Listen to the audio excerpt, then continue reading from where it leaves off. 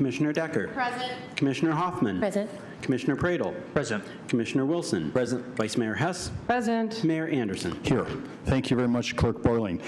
Just a little point of order. I'm going to adjust our agenda here just a little bit.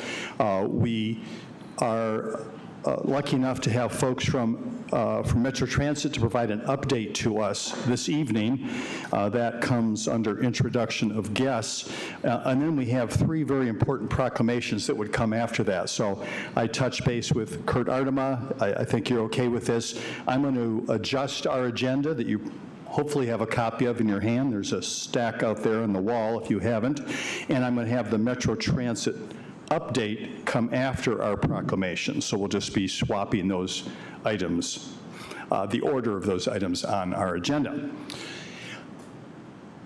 Now we are blessed to have the Reverend Dr. Christopher Moore from Mount Zion Baptist Church to provide an invocation, and I'm going to ask everyone to stand for the invocation and then remain standing for the Pledge of Allegiance. Pastor Moore. Let us pray. Lord God, we thank you for who you are, and we are here today in this city government recognizing that you are the ultimate authority, that as the scripture says, that authority comes from you. And we thank you for the rule of order and authority to uphold righteousness, to promote the good of the community, to support those who are vulnerable, to restrain evil. And we thank you that through this community, we're able to come together to promote the peace of each other so that we all can enjoy a peaceable and quiet life in all godliness and reverence. So thank you today for your spirit in this place. We thank you for your wisdom. Thank you for your guidance. We thank you, God, for your hand on this meeting. We know that life is so precious. It's brief. It's as a vapor. So God, instead of focusing on the meaningless, we focus today on the meaningful and enjoy life, the life that you've allowed us to live. So Father, we give you praise. We give you all the glory, and we give you all the honor. In the name of Jesus Christ, amen.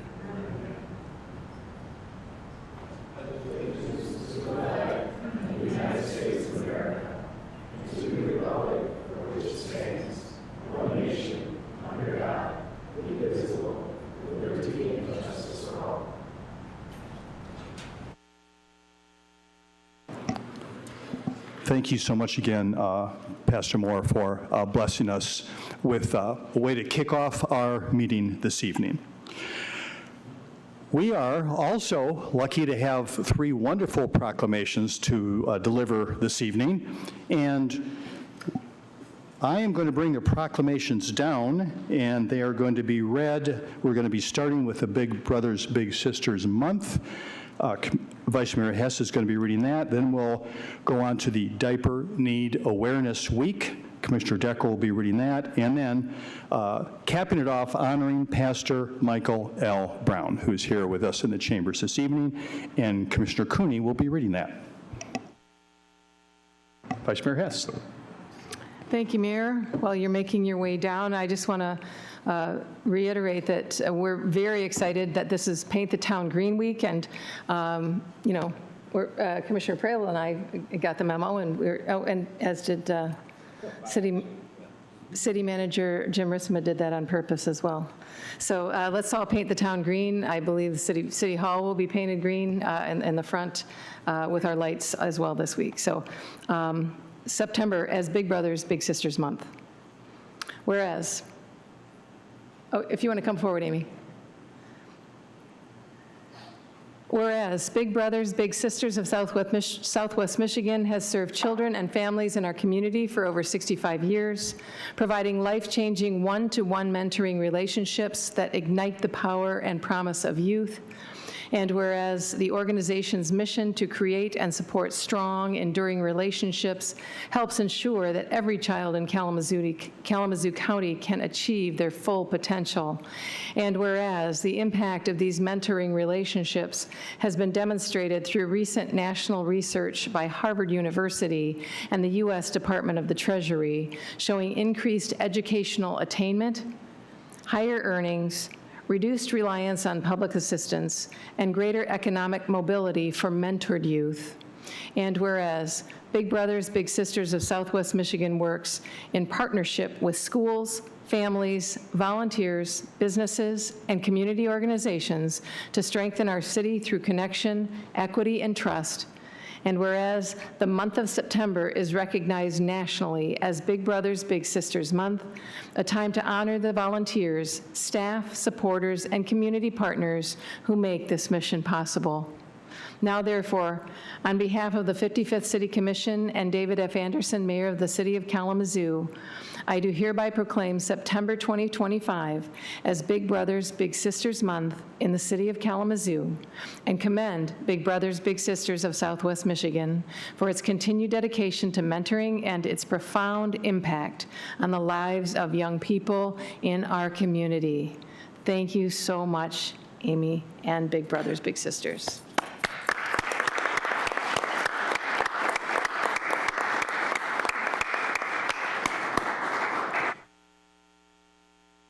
Thank you for the proclamation. It means quite a bit for us, not only locally, but nationally. Big Brothers Big Sisters, we've been in the community 67 years and continue to provide high-quality mentoring services to kids age 6 through 18. So I know all of you want to sign up to be mentors, and you can do so later tonight, I'm sure. And just please help us get the word out that there are over 100 kids right now in Kalamazoo waiting to be matched with a big. So thank you.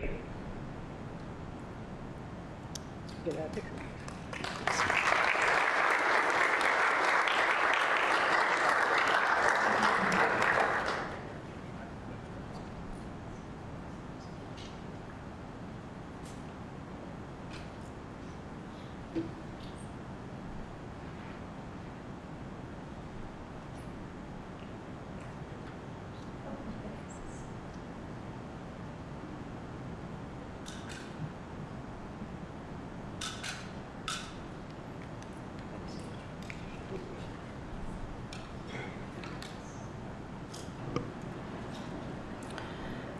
Hello, we are going to have Miss Lucy come to the podium for us. Diaper Need Awareness Week, September 15th through the 21st, 2025. Whereas diaper need, the condition of not being able to afford a sufficient supply of clean diapers to keep babies and toddlers clean, dry, and healthy, can impact the health and well-being of children and their families. And whereas national surveys and research studies report that nearly half of all families struggle with diaper need, and 48% of families delay changing a diaper to extend the available supply. And whereas a daily or weekly supply of diapers is generally an eligibility requirement for babies and toddlers to participate in child care programs and quality early education programs that enable children to thrive and caregivers to work. And whereas many caregivers struggling with diaper need report missing an average of 5 days of work each month due to insufficient supply of diapers. And whereas, without enough diapers, babies and toddlers risk infections and health problems that may require medical attention, resulting in medical costs, and caregivers may be prevented from assessing child care needed to go to work or school, thereby destabilizing the family's economic prospects and well-being. And whereas, the people of Kalamazoo recognize that diaper need is a public health issue, and addressing diaper need can lead to economic opportunity for the city's families and communities and improved health for children, thus ensuring all children and families have access to the basic necessities required to thrive and reach their full potential. And whereas, through their important work of addressing diaper need, diaper banks play a critical role in supporting families, improving infant health and well-being, and advancing our local economic growth. Now therefore, on behalf of the 55th City Commission and David F. Anderson, Mayor of the City of Kalamazoo, I do hereby proclaim September 15th through the 21st, 2025 as Diaper Need Awareness Week in Kalamazoo, and encourage the citizens of Kalamazoo to donate generously to diaper banks, diaper drives, and support those organizations that collect and distribute diapers to families struggling with diaper need, so that all of Kalamazoo's children and families can thrive and reach their full potential.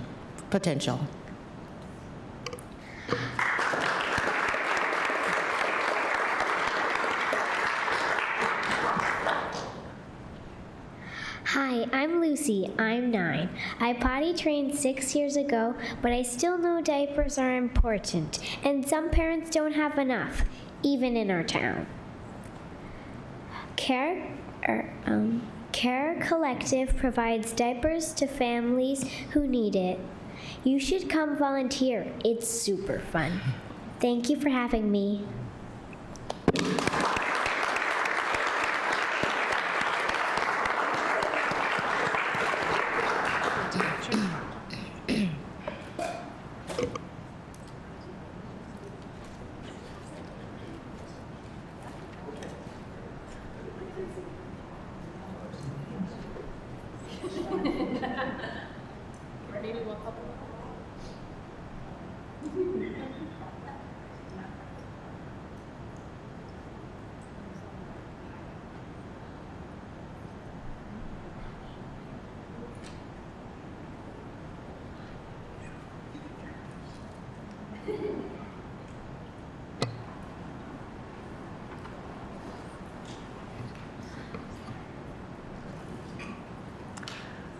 This is a proclamation honoring Pastor Michael L. Brown.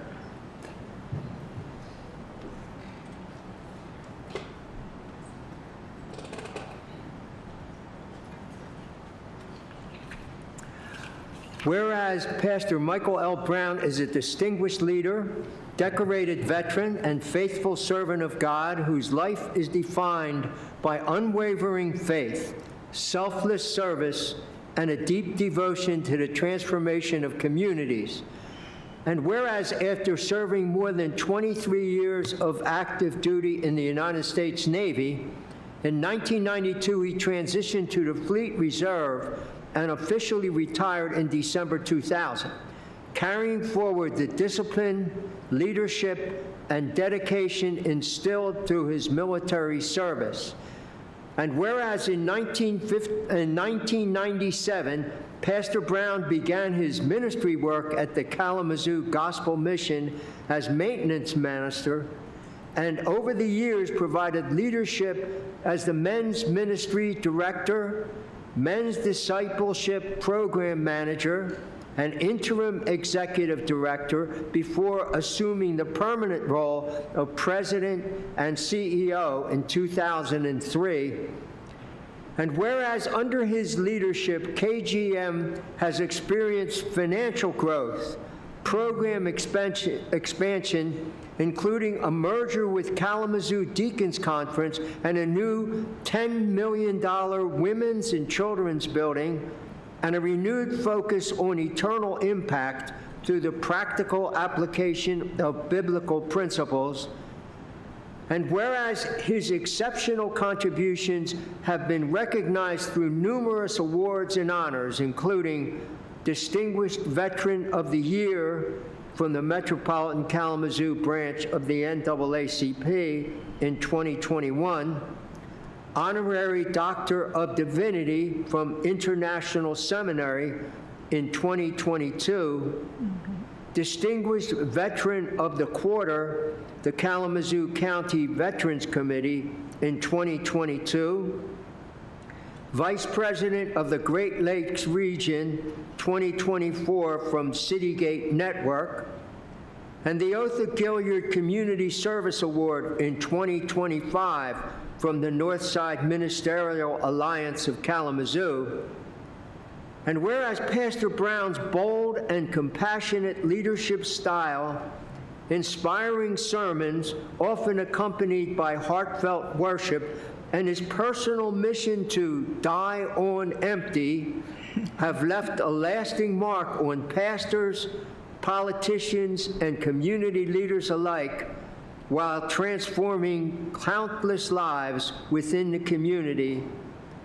And whereas alongside his wife, Rosemary, Pastor Brown continues to serve as family care pastor at Stone's Church, mentoring couples, guiding young leaders, and filling relational voids caused by broken homes or absent parental figures. And whereas even in retirement from military service, Pastor Brown continued to honor his fellow veterans by officiating memorial services in uniform upon request, while also embracing life as a true Renaissance man whose greatest joy is serving God and others. Now, therefore, on behalf of the 55th City Commission, David F. Anderson, Mayor of the city, we do hereby recognize and honor Pastor Michael L. Brown for his extraordinary service to God, his country, and his community.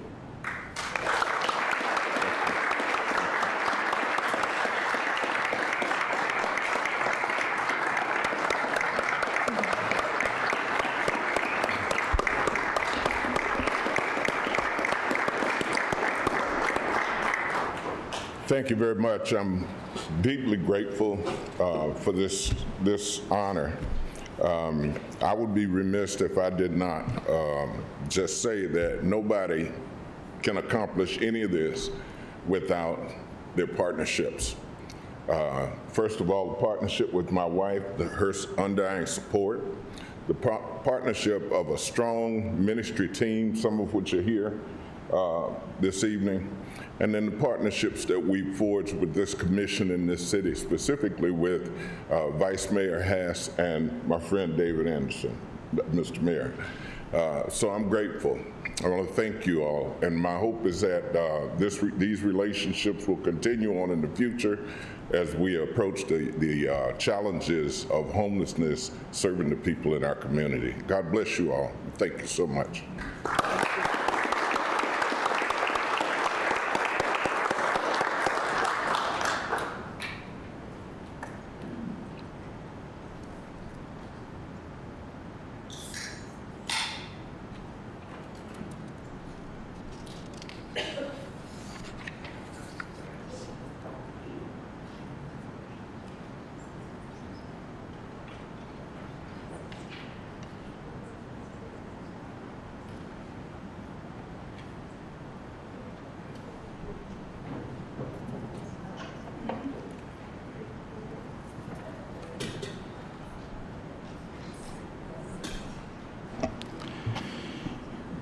A very, very small percentage of the representatives of people who do great work all around Kalamazoo every single day end up coming to a commission meeting for a proclamation.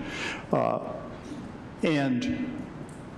this is a representation of a community that cares, and people who act in all kinds of ways every day to build a place where people feel cared for and can thrive.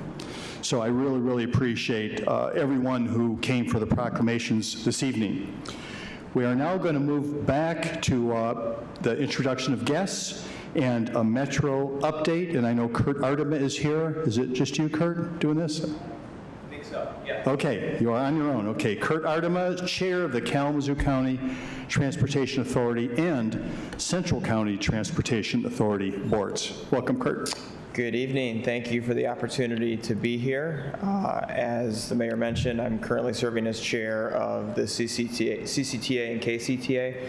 These are two county boards, county-linked boards that work to provide governance for the metro system in Kalamazoo. The Central County Transportation Authority is the urbanized area, the cities around the county primarily in the core, and then the KCTA is the county-wide organization that provides on-demand services to anybody in the county. So they're two separate groups, but meet together and jointly to keep Metro running within the community. I'm going to go through a summary of kind of what we've been up to at Metro. I'm doing it as a board member. Staff was double booked tonight, so happy to take questions back to staff as well. So, and I think a lot of people know this as well, but in terms of what Metro does, it's serving a broad spectrum of the community, and the list is here. I won't read through the whole list, but we know it serves many who have no other choices for transportation, as well as students, and provides a lot of access to jobs. It's also an economic development tool that often doesn't get recognized, but it's the ability to get employees to the employers, and we frequently get calls from employers saying, when can we get bus service or connect service out to this location around the county. So we're constantly working with that, and then seniors as well, certainly a big piece of the group that's served.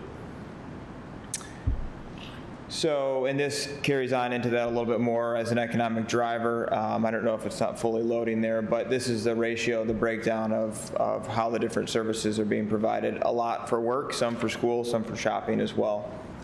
And then here's a little bit of a graph that shows that breakdown as well. So Metro Bus, some of these numbers are surprising to some. 1.7 million rides over the past year, so over a 12-month period, 1.7 million rides in a county with 265,000 people. That's a lot of people that are using the bus every day, almost 5,000 trips per day. There is an intention to keep it as affordable as possible.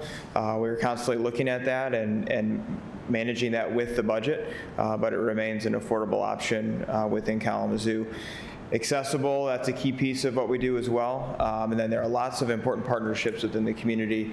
WMU, so I had a chance to be up at the Bronco Bash just a couple of weeks ago, and it's amazing the number of students that flow past the Metro table and say, I don't have any way to get around. How do I get to the engineering school? How do I get downtown? How do I get to the airport? How do I get to groceries? And Metro's the answer for most of them that are coming through. And we've got some new services that are being provided to help enhance that as well.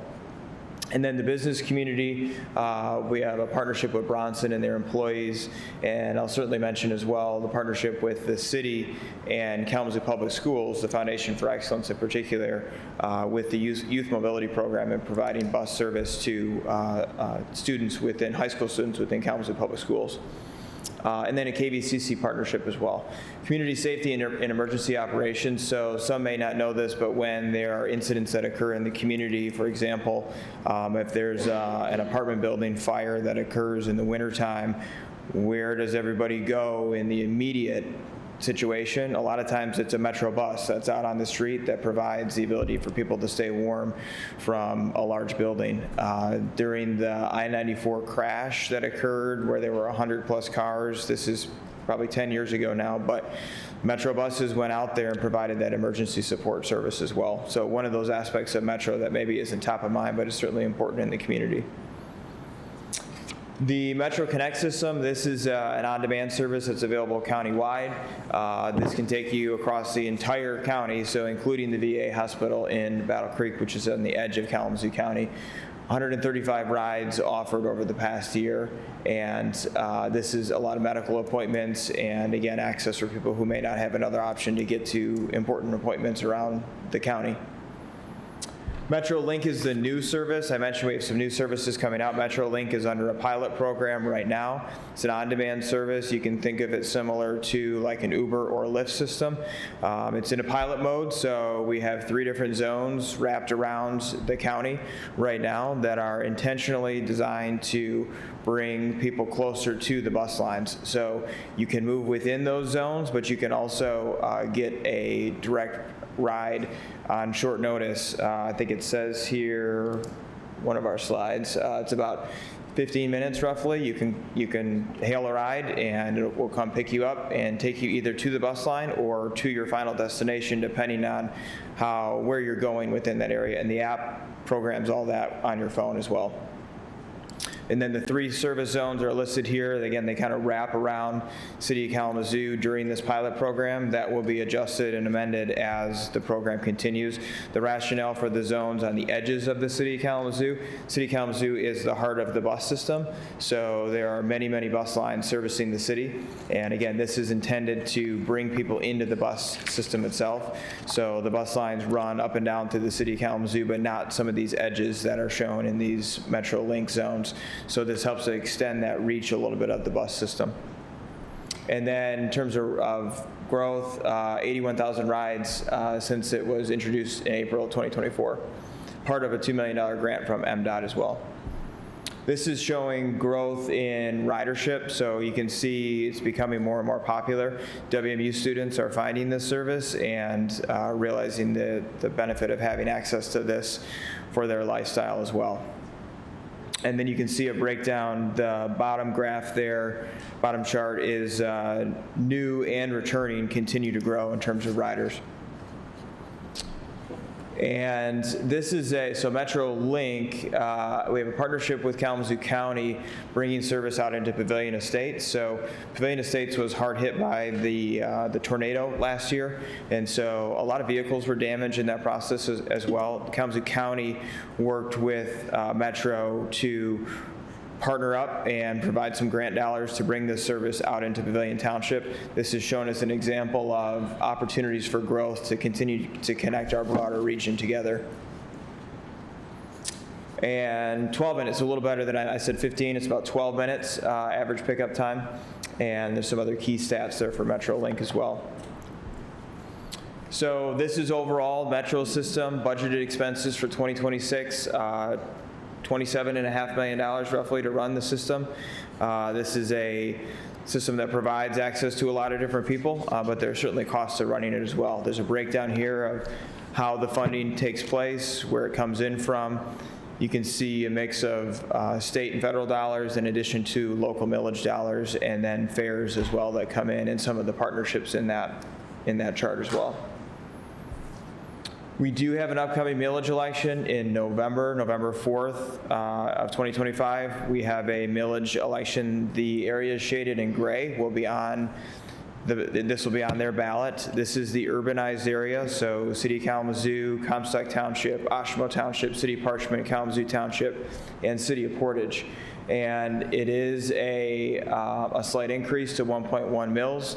This is in response to 1, request for additional services, 2, challenges at the state level from a funding standpoint. There is no budgeted amount from the state right now, so to maintain levels of service, we are trying to anticipate some potential additional local funding to make that happen. That's why the millage slight increase is there as well. And then federal funding questions at the same time. So a lot of unknowns on the horizon, so we're trying to be in front of that. This is a 5-year millage request. And again, I listed the areas that this will include, but primarily Metro bus service and Metro Link. Connect runs through the Kalamazoo County-wide millage, which will be up in 2026. This is just a chart showing, I mentioned the state challenges, so this is percentage of a dollar that comes back to Metro for services. So you can see it dropping from almost 35 down to roughly 26 looking out into next year. So pretty significant drop in terms of state dollars that come back to help support local transit, including Metro. Goals for the future, continue to look at mobility solutions for all, so continue to look on the horizon. What's next? How do we do that? What is there from a growth standpoint? Metro Link is a response to that already. Our goal is to continue to grow ridership, enhance the rider experience, and then continue to grow those community partnerships. The partnership with the city and the Foundation for Excellence is a great model of we've got this need of students that have either jobs after work or after school sports or after school items that they're doing, and they still need access to transportation that the school bus system can't provide. So with this partnership through the city and FFE and Metro, we found success through this process. That's all I have for presentation. Tried to keep it brief. I'm happy to answer questions about Metro and appreciate all the support that the city has provided over the years to make Metro successful. Thank you so much for being here, Chair Ardem. I appreciate you. Questions, commissioners? Great. Vice Mayor Hess? Sure. One brief question, Kurt. So in the upcoming millage election, increasing to 1.1 mils from? Correct. I believe it was 0.9. Okay. So slight increase to 1.1. 0.2 of a mil? Yeah. Okay. Correct. Thank you. You're welcome. Commissioner Praedel? Sure. Kurt, thanks for being here. Question for you. You mentioned that the Metro Link program is really catching on and it's continuing to grow. How much of this millage increase is baked into that planned growth for the Metro Link program?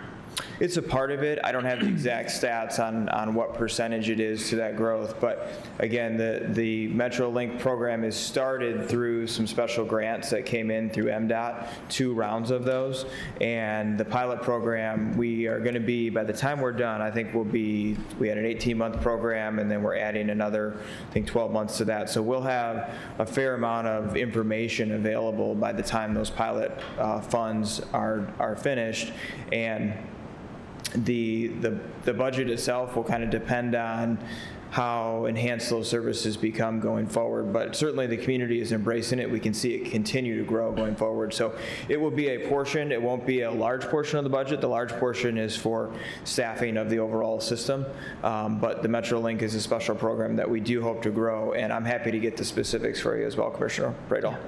Appreciate that. And sure. This is just a plug for something that I'd love to get on your radar and the team at Metro. Sure. So probably read in the news recently that there were 2, well, one was a death that happened over in Patterson with somebody who was intoxicated, driving at very dangerous speeds. There's another accident that happened right downtown where somebody crashed into a building while they were intoxicated. I know Western at one time had Drive Safe Kalamazoo program that could support folks when they're drinking and make a safe trip home. I saw the time frame that they offer services till 10:15. Would really challenge us as a community to maybe think creatively about, Thursday, Friday, Saturday nights, especially to provide that as an option for people to make safe choices at the end of their night. I worry about that a lot. I have some personal experiences with loss of somebody who died in a drunk driving accident, and I think that could be something perhaps we could look at creatively to maybe address in the future. That's a great point. I know in roughly 2018, 2019, we did look at some late night services that was put on hold during 2020 and the pandemic. We do hope to bring some of those later evening services back. I would say in my time on the board, at one point, we didn't even have a Sunday service, so we're kind of incrementally trying to grow the system to a point where it reaches as many people as possible, and I think that's a great point, and there are several of us on the board, myself included, who would love to see that late night option in the evenings in particular, and as we reach out to a broader population, that's certainly on the list. Yeah, that'd be great. Thanks. Yeah, thank you. Other comments or questions? Commissioner Decker? Thank you, Mayor. Thank you, Chair Ardema. Thank you. Just a couple questions. So this is going to be on our ballot for November 4th. And we love that you're coming here and talking to us and talking to the community. But how else does the Metro will be doing the community engagement to really let everyone know how important this service is and what it can become if funded? Yeah, good question. So there is as a board, we don't get directly involved in the millage process. There is a campaign committee that is working alongside Metro's initiatives. The campaign committee is doing a bunch of outreach. There's survey work happening. There's, I know, every year, this year in particular with the millage upcoming, there's a lot of outreach to the ridership base to understand what the existing rider needs are. But one of the things the campaign committee's out doing is doing these discussions, these types of meetings. So there's survey work happening, but there's also a lot of direct discussions with people around the county, boards such as yourself, but also different community groups as well.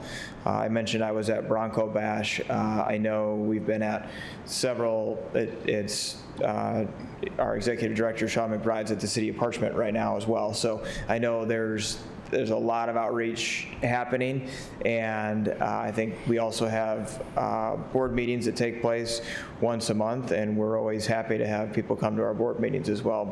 And if there's any suggestions, happy to take those and meet with different groups that are interested in the community. It's critical. I think having those discussions we understand what the needs are, and one piece is understanding what the existing ridership needs are. Another is understanding those who maybe aren't accessing the system right now but would like to, and what the barriers are to entry for the system. So we're trying to do all of those, but again, happy to take ideas. Thank you for that. And just a few more questions. So I used to work with an organization, and we used to get a lot of Metro ID cards. And one of the issues that came up, I don't know if it's changed in the last few months or whatnot, was that if you lost that ID card, you had to come back and buy a brand new one. And that can definitely be detrimental to someone who's living on a fixed income that uses the Metro system to get to and from work to provide for their family. Have you guys thought about how you can maybe fix that system to where, I mean, people lose things, things get stolen, you know, that could be the difference between keeping your job and not keeping your job. I definitely understand that there is a mobile app that someone could have, but when you talk about some of our underserved and some of our individuals that don't have the opportunity to always plug up their phone, it may not always be on, but may have an ID. So I'm just trying to figure out, you know, could you guys maybe look into a way to where if someone was in that position and if they lost their card and that was their only way of transportation, how they could just get maybe a new card with just that balance that's left on it, right? Because sometimes people will go and spend, you know, $100 on a card. If their stuff gets stolen, I mean, that's their ride to work.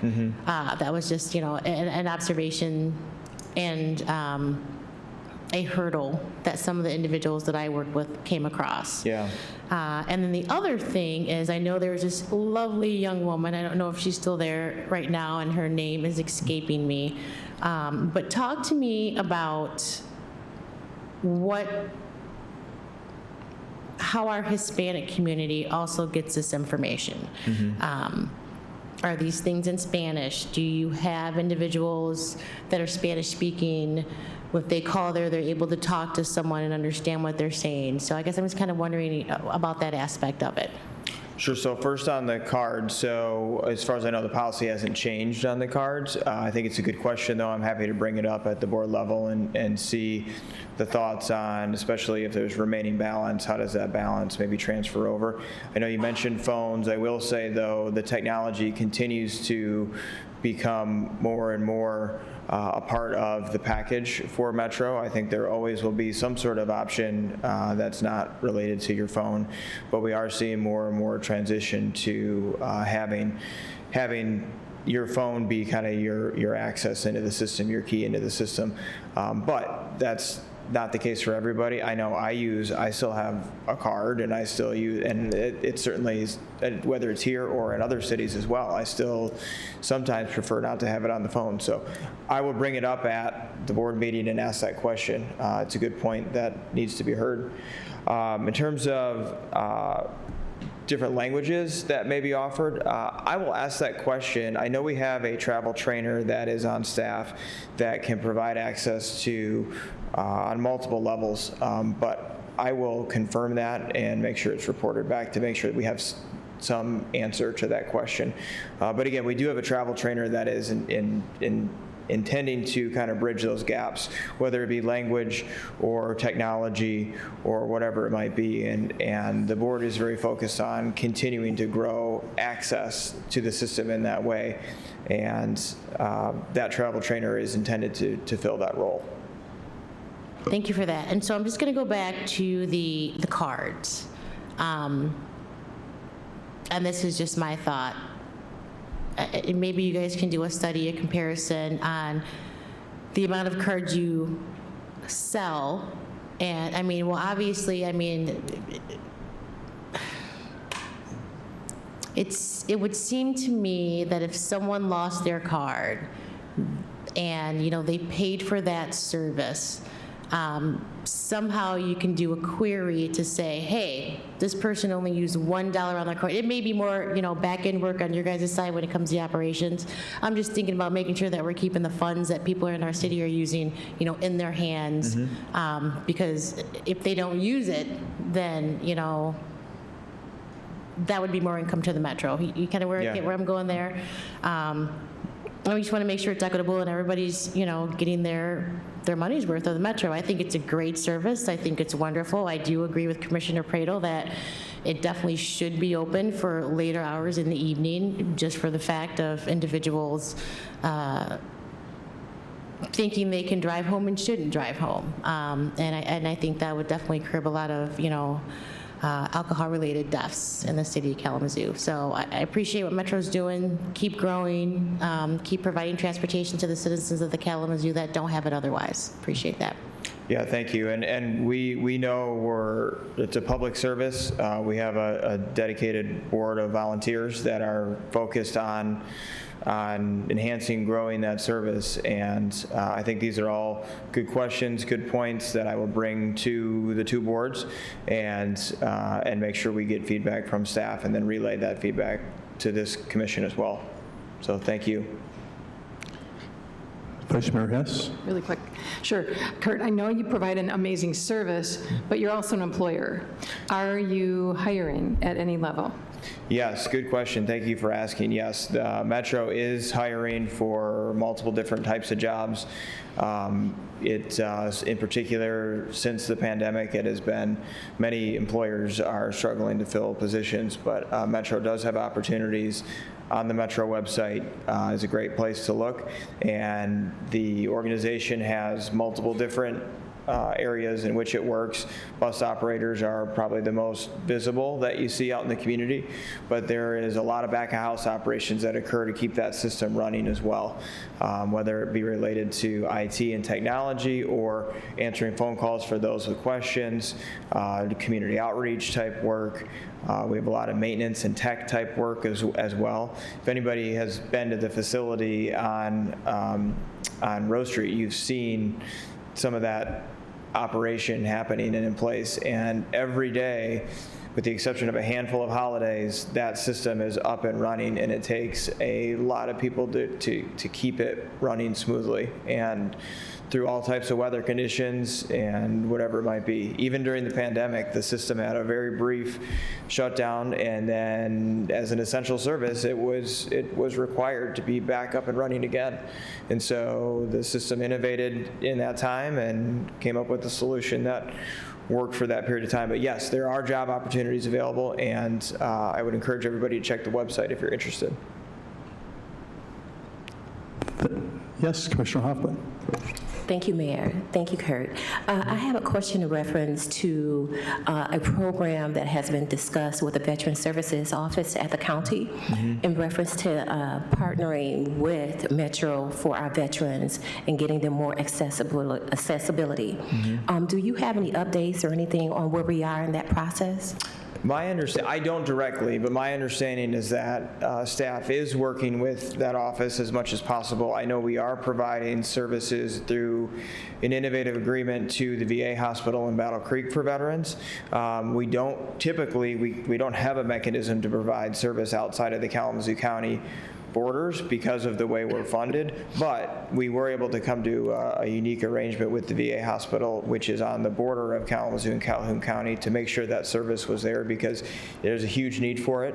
And so I will ask the executive director to provide an update and just see where that's at from a discussion standpoint. But I know that piece of it is done and available right now to the VA hospital.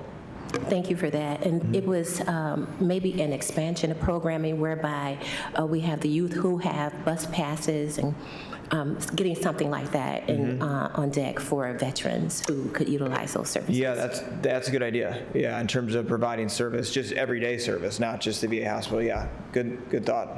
Sure, happy to update on that as soon as I get the information. Thanks. Other questions or thoughts, commissioners?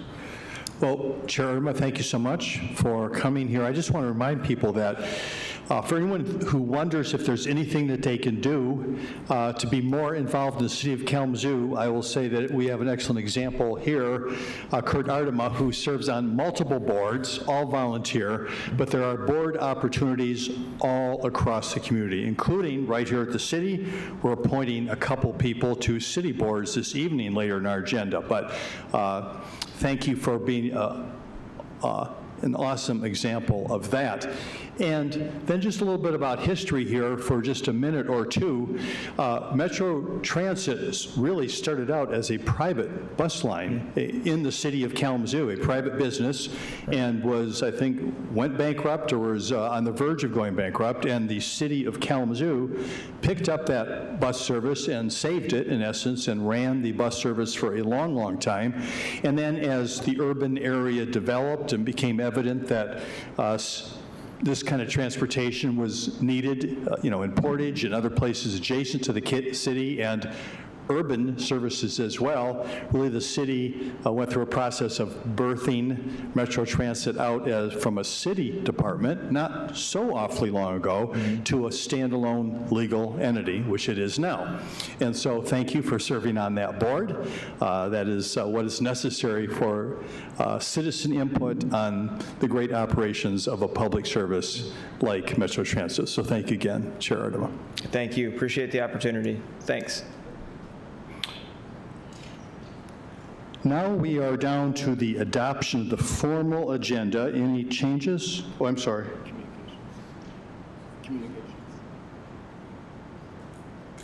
Adoption of the formal agenda is before communications, right? Yeah. What do you want to say about the adoption of the formal agenda? Yeah. Yeah, we would like to have the item F2 removed from the agenda for consideration this evening, and it will be brought forward at a future date. Okay, thank you, Manager Ritzma. Commissioners, are there any items on I'm sorry, not F, but G, the consent agenda, that you would like to have moved to the regular agenda?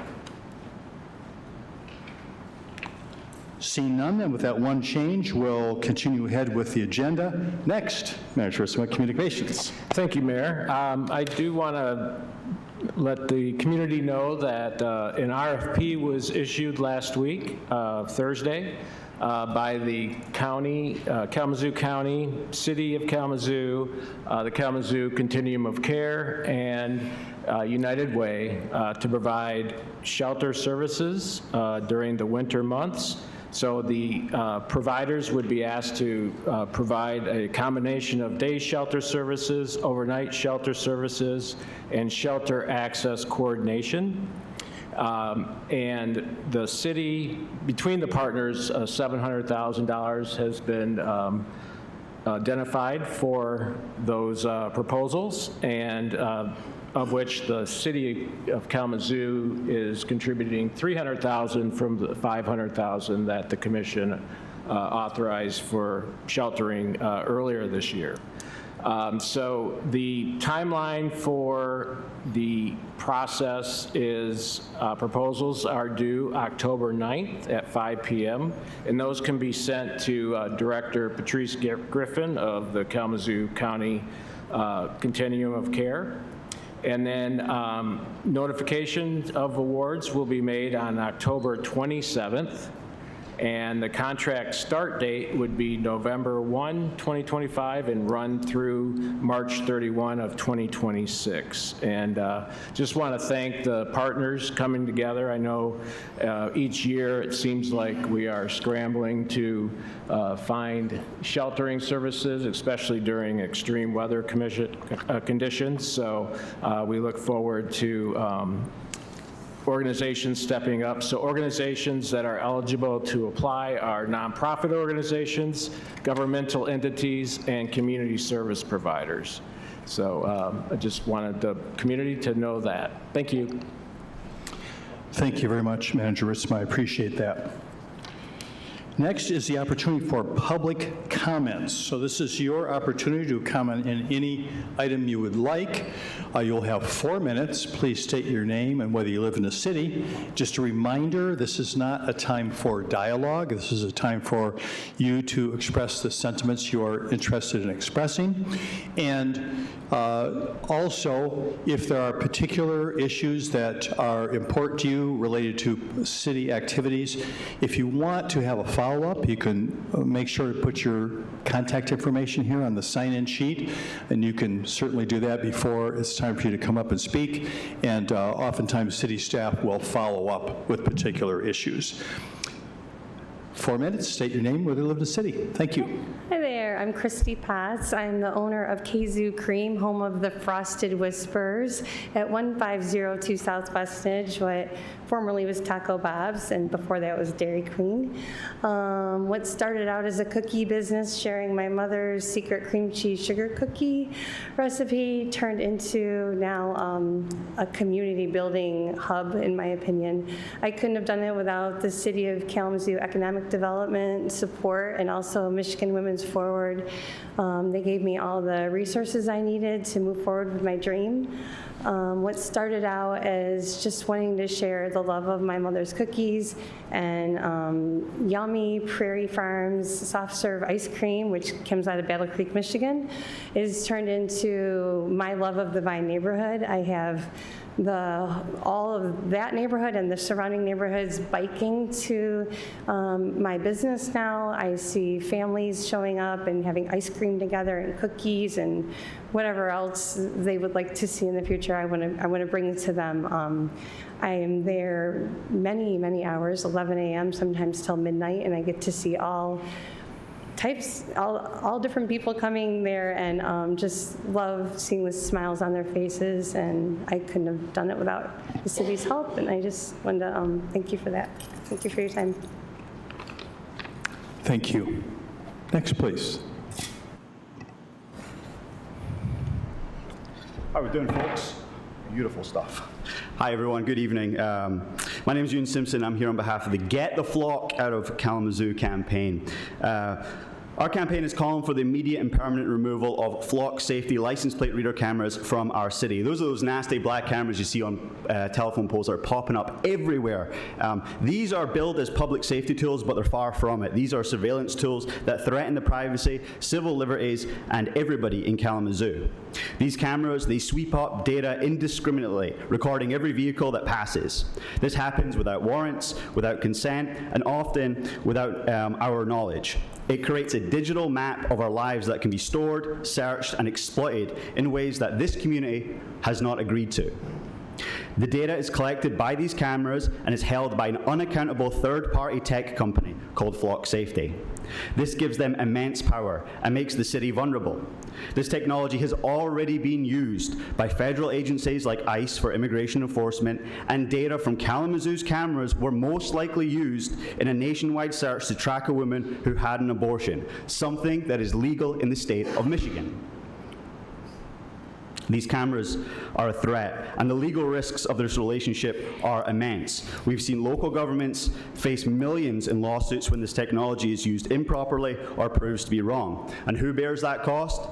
The local taxpayer, not Flock Safety. And the risk isn't just legal, it's political. The Trump administration has openly promised to target political opponents. Keeping these cameras in place in our community hands him the tools for political repression. Will Kalamazoo be complicit in that, or will you be proactive and act to protect our company? The mayor says Kalamazoo cares. How much do you care about this community? The decision to install these cameras was made at a different political moment. But today, in this new political moment, you have to reevaluate. Real safety comes from trust and investment in people, not from mass surveillance. Our campaign has 3 simple demands. Firstly, an immediate removal of all Flock cameras and ending all the contracts. Secondly, conduct a full, public, independent audit of all data sharing agreements between Flock and similar vendors, the city, and federal agencies. And thirdly, reinvest the money saved, because we have to pay a lot of money for these Flock cameras that are spying on us, reinvest that into critical community services. Let's buy some diapers for those kids. That's what I like to think the money's better used for. And finally, I want to address the local press we have here today. We encourage you to file Freedom of Information Act requests to shed light on this issue. We need to request all the contracts, internal policy manuals, correspondence, audit reports, legal opinions, and, of course, the marketing materials. The community ultimately deserves to know what was promised to the city and how our data is being used and who is using it. We don't know how many of these cameras are in our community, and we're encouraging people to note the locations of the cameras in their communities and log them at the website dflock.me. We also encourage people to sign our petition at southwestmichigandsa.com/flock. We ask in this very stressful political moment to be proactive and to look after our community and to make sure that we don't have to return here and say, hey guys, these cameras are used to rip apart a family in our community, and you let that happen. Let's be proactive about this. Let's tear out this invasive surveillance structure that may be completely illegal, but we've seen this Trump administration, this fascist regime, are more than happy to bend the rules and use these tools to oppress people for the slightest grievances. And we cannot allow these tools to remain in place here in Kalamazoo. If it's okay with Mayor Anderson, I'm going to leave after public comment. I know you have a bit of a problem with that, but I got stuff to do. So I thank you everyone for your time today.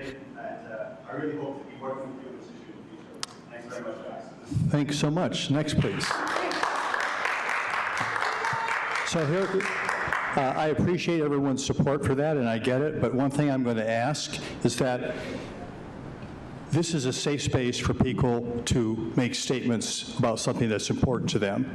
And I don't want it to be a place where some statements may be booed and some statements may be applauded. So I'm just asking you to respectfully, I understand the support, but please don't turn this into a kind of a competition of either applauding or booing here in our business meeting. I appreciate that. Next, please. Good evening, council members, mayor, deputy mayor, and thank you for the opportunity to share a few highlights from this year's Canadiana Fest. I'd like to introduce to you Bobby Bierver. Many of you have met Callum A. Moose, who has back home doing a lot of work for our festival this weekend. And we want to share that Canadiana Fest's Can-Am Peace Jam is a vibrant, free, inclusive celebration of Canadian heritage right here in Kalamazoo. We're proud to say that this year's festival is already breaking attendance records with reserved tickets and bringing together families, artists, and leaders from across America. Canadiana Fest is more than just a free admission party. It's a platform for unity across the country, not just Kalamazoo. In 2024, we hosted guests from 6 states and 2 Canadian provinces. This year, we're honored to welcome Elder Daisy Costas from the Waswanipi First Nations Cree in Canada, who will be sharing traditional teachings. We're excited to welcome Councilman Reginald Agostino from my hometown of Windsor, Ontario, and he will join us to strengthen cross-border ties. We'd also like to welcome Anne Saint-Jean from Délégation du Québec, which is representing the cultural richness of French Canada. We're also thrilled to welcome Jeffrey Price, Regional President of Canadian National Railway, our title sponsor and second year, who've already told us they want in for 2026. Renee Sefaraza, a celebrity sommelier from Canada, will be joining us and doing some pretty exclusive wine tastings across the entire event, as Pelee Island is our exclusive winery in 2025.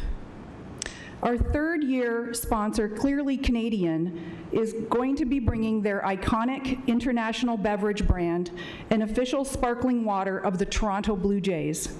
They will be offering their beverages not only for custom non-alcoholic cocktails, but also to support food banks to the tune of over $18,000 in just 2 years.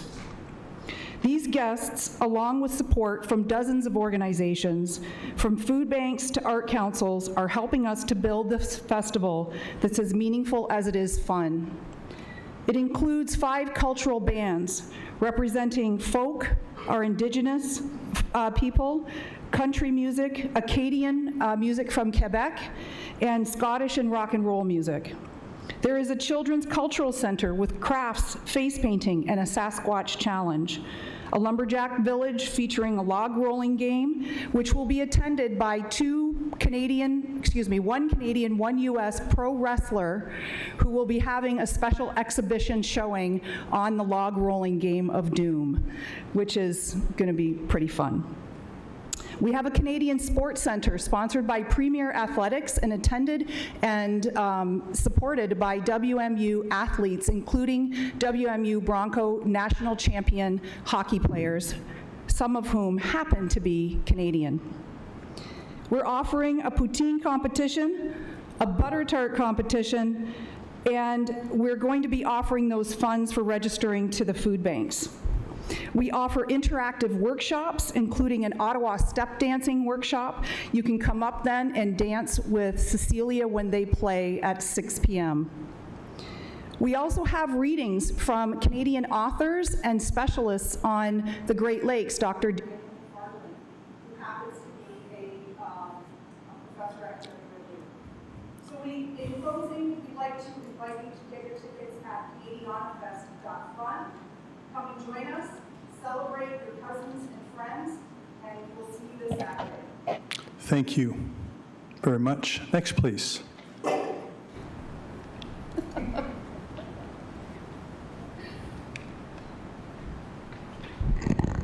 like for you to speak.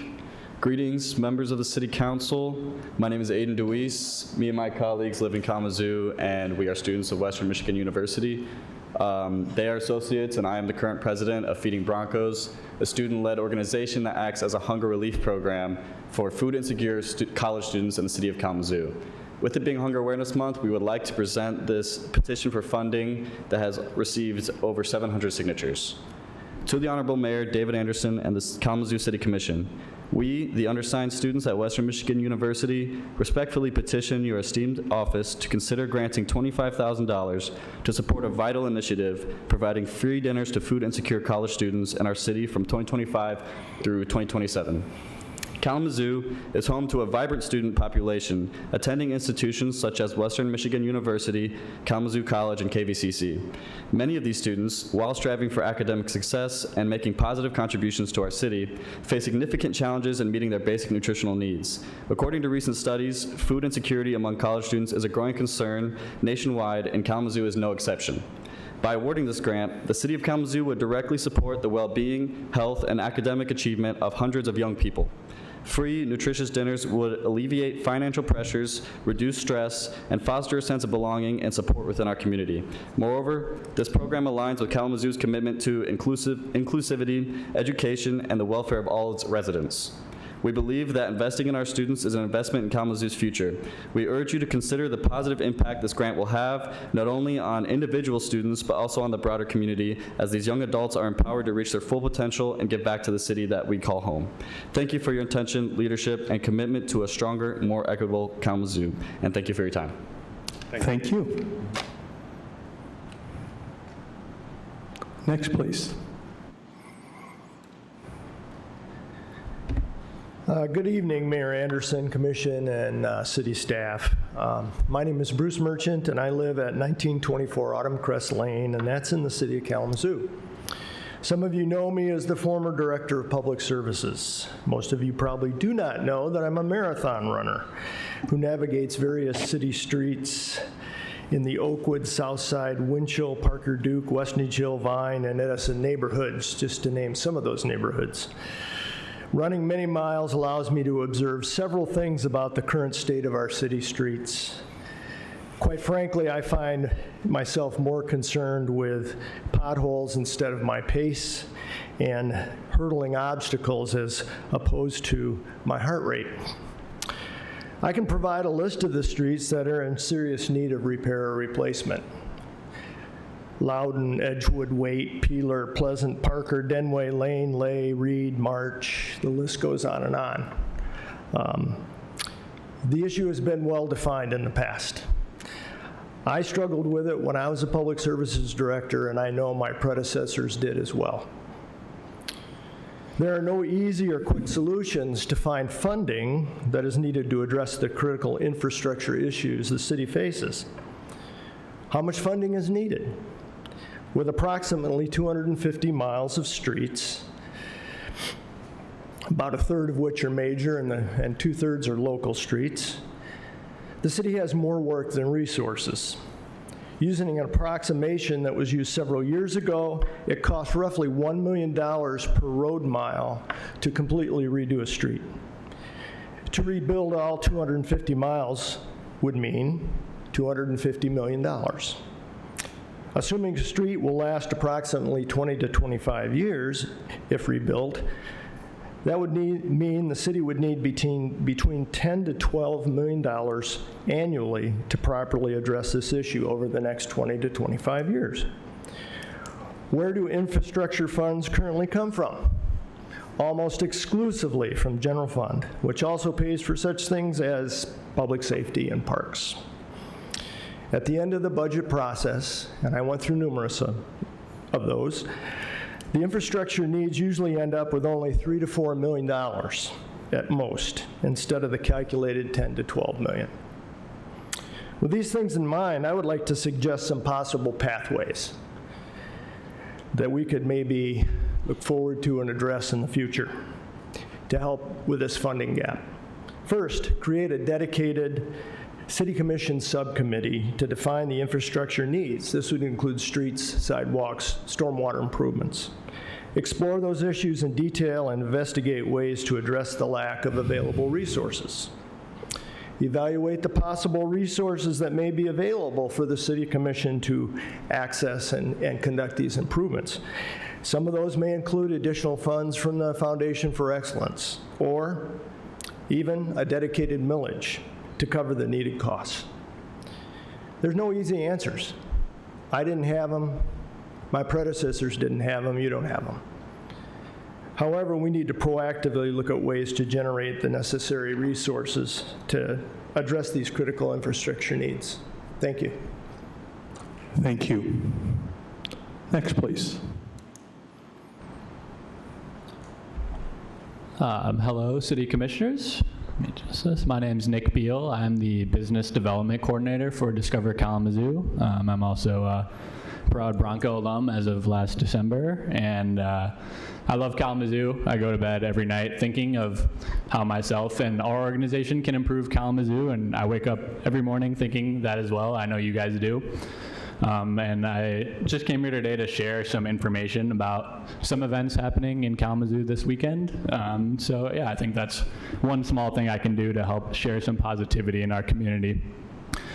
But anyways, so this Saturday at the Kalamazoo Battle Creek International Airport, there's going to be an art fair event happening from 10 a.m. until 2 p.m. So you can head over to AZO to experience some art on display, some giveaways, food and drinks from local vendors, and there'll also be some other DIY activities. It'll be a fun activity for the whole family, really. I'm not going to go too much into Canadiana Fest 2025. We had some other representation who I'm sure know a lot more about it than I do, but I would like to say, reiterate that it is a free event. There will be some friendly or maybe unfriendly, I don't know, competition going on, so that should be a great time as well. We've also got one of our longest running annual events in town starting this Friday, the National Street Rod Association. We've got their National North competition in Kalamazoo this weekend, Friday and Saturday at the Expo Center. That is not a free event, but you can purchase tickets for $20 with discounts for children as well as for active military members, and I believe children under 5 are free as well. And you can go there to see close to 1,200 pre-1996 specialty vehicles. And yeah, it's a really fun event that we do every year in Kalamazoo. And then also starting next week, we've got the 269 Fest, which is sort of a culmination of events going on around the community during the week. Specifically this Saturday, there's going to be the Bell's 40th anniversary party. I'll be there with my family. They're coming in from Indiana, where I'm originally from. Should be a great time. Like I said, it's their 40th anniversary. They're going to have the 1985 band playing there. And so, yeah, it should be a really fun weekend. And we've also got Sounds of the Zoo coming up next weekend. So lots of great things going on in Kalamazoo right now that I just wanted to share with you and also everybody here. So thank you. Thank you. Appreciate it. Next, please. Good evening. My name is Leah Pulley, and I am a resident on Staples on the north side of Kalamazoo. And I was born and raised in Kalamazoo, and I moved away for 7 years, and I came back last year. Upon me coming back, I saw that there were several needs that needed to be met. The first need, well, first I'll say I thank you all for what you are doing for our community. I know being in the spotlight is not always easy, and people don't always see the behind the scenes work, so thank you all for your hard work and efforts. But the issue that I'm bringing before you today is the mobile nuisance party. When I was growing up, it was called the X train. The cars, they speed down the street a lot, so I'm where Patterson and North. So it's a long street, and there's no stopping. So when they're coming, it's almost constant car accidents, and there are a lot of kids on our block. I have a 7-year-old myself, and in a 5-house radius, there are almost 20 children, and 2 of them require special needs. So the issue is the mobile nuisance party and the car speeding down the street.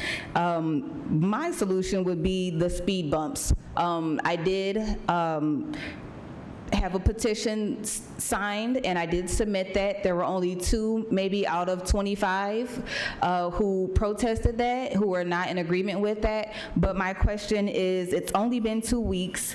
I'm not sure what the process looks like, but I would like to know when we would hear something. I know that there's like funding, I know it's a process, but I would like to bring that issue to the forefront. And also,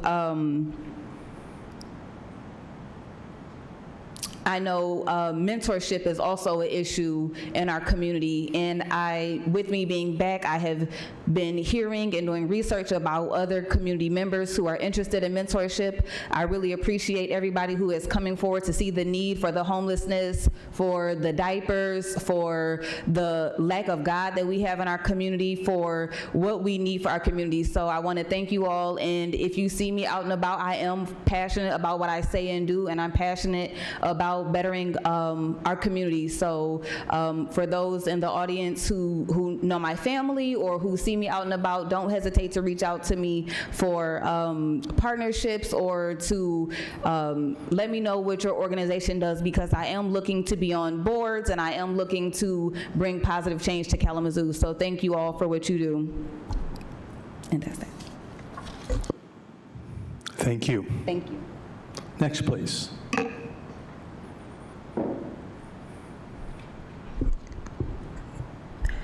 Good evening. My name is Maggie Adams. I do reside in the city, and I'm also a member of Isaac.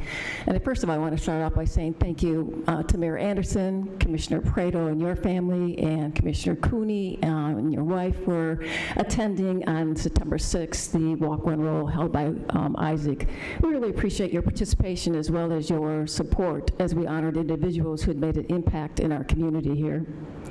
My next comments are about the community sessions organized by some of our local organizations after we heard, though, that the city was not going to do this.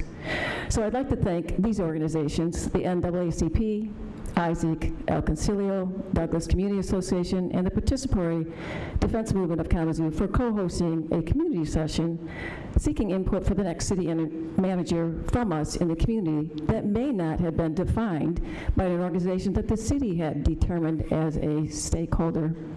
And even if we do belong to one of those organizations, it's just functionally impossible for a leader from any of those organizations to represent the diverse perspectives, priorities, and experiences that exist within or even outside those groups. And I have to say, I really enjoyed my session. I attended the one at the Douglas Association. So thank you to Wendy Fields, Dr. Davis, Kathy Faison for leading those community discussions, helping guide us in a small group to discuss and write down our traits and priorities and qualities that we would like to see in a new city manager. We felt our voices were welcomed.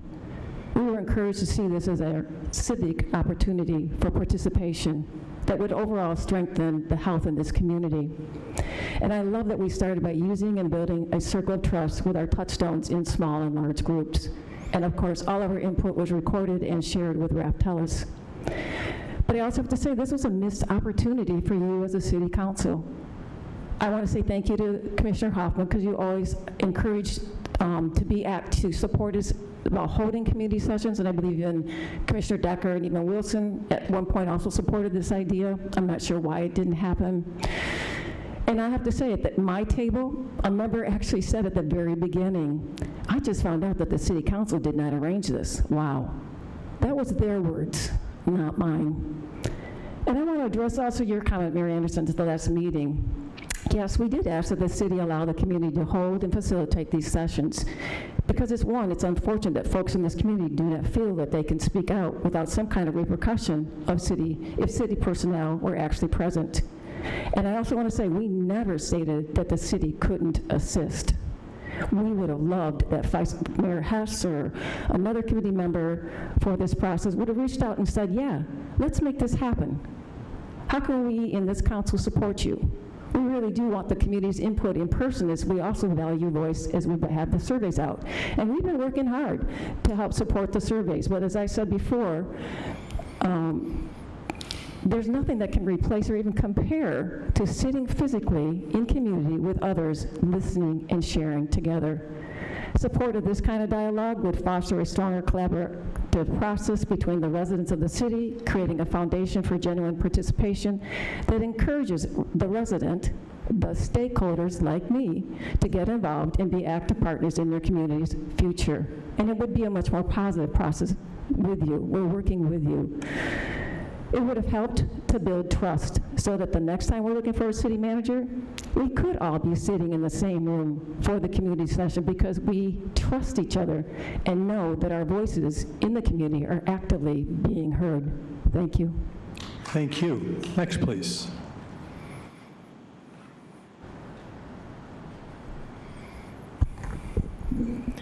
Good evening, Mayor, Vice Mayor, and Commissioners. My name is Kathy Faison. I work with Isaac as a Housing Task Force Lead, Canvassing Coordinator, and Community Organizer. I am the Executive Director for Participatory Defense Movement, Kalamazoo, as well as the Chair for the Civil Rights Board. I do live in Township, but all my work directly impacts the city. I want to acknowledge the city's effort, along with Ms. Pamela Whiteman and Raftellus firm, on beginning the process of selecting our next city manager.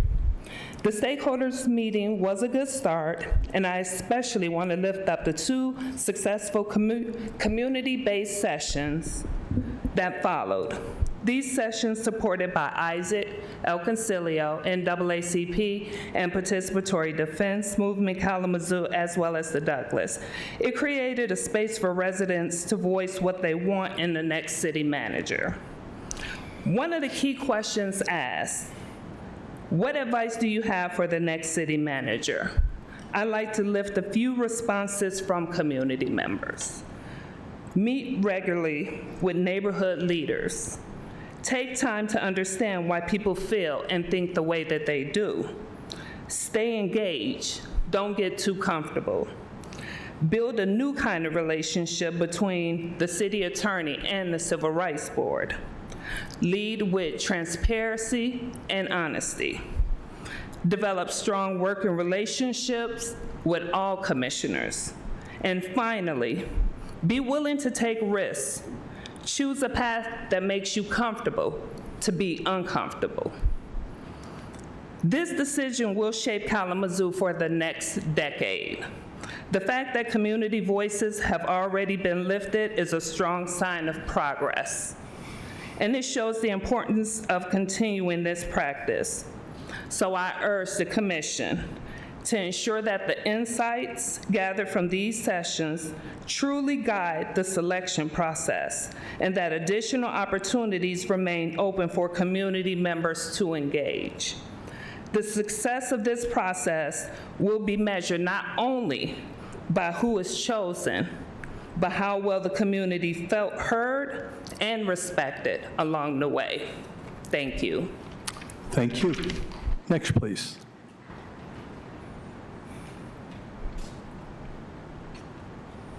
Good evening to our mayor, our vice mayor, commissioners, manager. My name is Charlotte Davis with Isaac. I want to extend our gratitude to those also who took time to attend our Isaac Walk, Run, Roll, Rally, Resist, and Reform. Thank you to Commissioner Cooney and your wife, Kathy, also to Mayor Anderson, and also to Commissioner Prado, your spouse and family. Thank you to the firefighters who came with the truck for our children, and thank you to all who are in chambers tonight, whether they are candidates or community members who attended. Our youngest that day was 2 months old, and our wisest that day was upper 80 years old. And that was a reminder to me that we are all in this difficult work together. I want to lift our special meeting in August where Raftella shared the next steps about our city manager search. We want to say that we appreciate Ms. Pamela and her team, and also the search committee as well as their hard work. During public comment time, some of us shared our concerns that there was only a stakeholders meeting, and again letting you all know the importance of having community-hosted sessions. And this is something that we have been lifting for some time now. I have to give Commissioner Hoffman our sincere gratitude, as she not only heard community voices, but she advocated. During that meeting, she kept community centered and brought it up at least 3 different times into the conversation on the mic, often to silence from some of you all. It should not have taken that many times of centering community, but we are thankful for her persistence. Also, thank you to Commissioner Decker, and then also to Commissioner Wilson, who also chimed in for support for evening sessions for those who are working 9 to 5s, and also supporting and asking how to make this happen. It's my hope that next time that this will be honored from start to finish. Now, you all have community members who share and who also care. And as President Field also says, it's not personal, it never is. But it is about the well-being of our community on a systemic level. When you hear the emotion and the anger and the sadness and the concern, it's because we have steep disparities, and all of us in Kalamazoo are not held as beloved. I do ask that you lean into listening with your heart. Defensiveness, though a human nature, only gets in the way of collaborating and also change. It's unlearning and it's learning for all of us. I do encourage all of you and all elected officials to take some time to look at Layla Saad's Day 23. It's entitled You and White Leaders. We all have to be okay moving in the discomfort and being honest and lifting, acknowledging white supremacy culture and how it's in each and every institution and organization. We have passed on this information to Ms. Pamela, including any surveys collected, also verbal feedback. And I just want to share, for example, number 1 talked about the traits. What we saw is that some lifted what was on the survey, some expounded on what was on the survey, and some went with the other section and added new ideas. So just a few here. Honesty and transparency, rebuilding trust, reparations, sincere involvement in community, diversity, equity, and inclusion, but with concrete actions, not backing down to administrative pressure, leadership with a backbone, deep integrity, defends and amplifies civil and constitutional rights, does not back down from challenges, attends to the whole city, not just one area, understands and knows a community, an anti-racism and equity lens, a listener, understanding of racial economics, courageous, and many more. We look forward to that feedback. Thank you. Next, please. Hello, I'm Kay.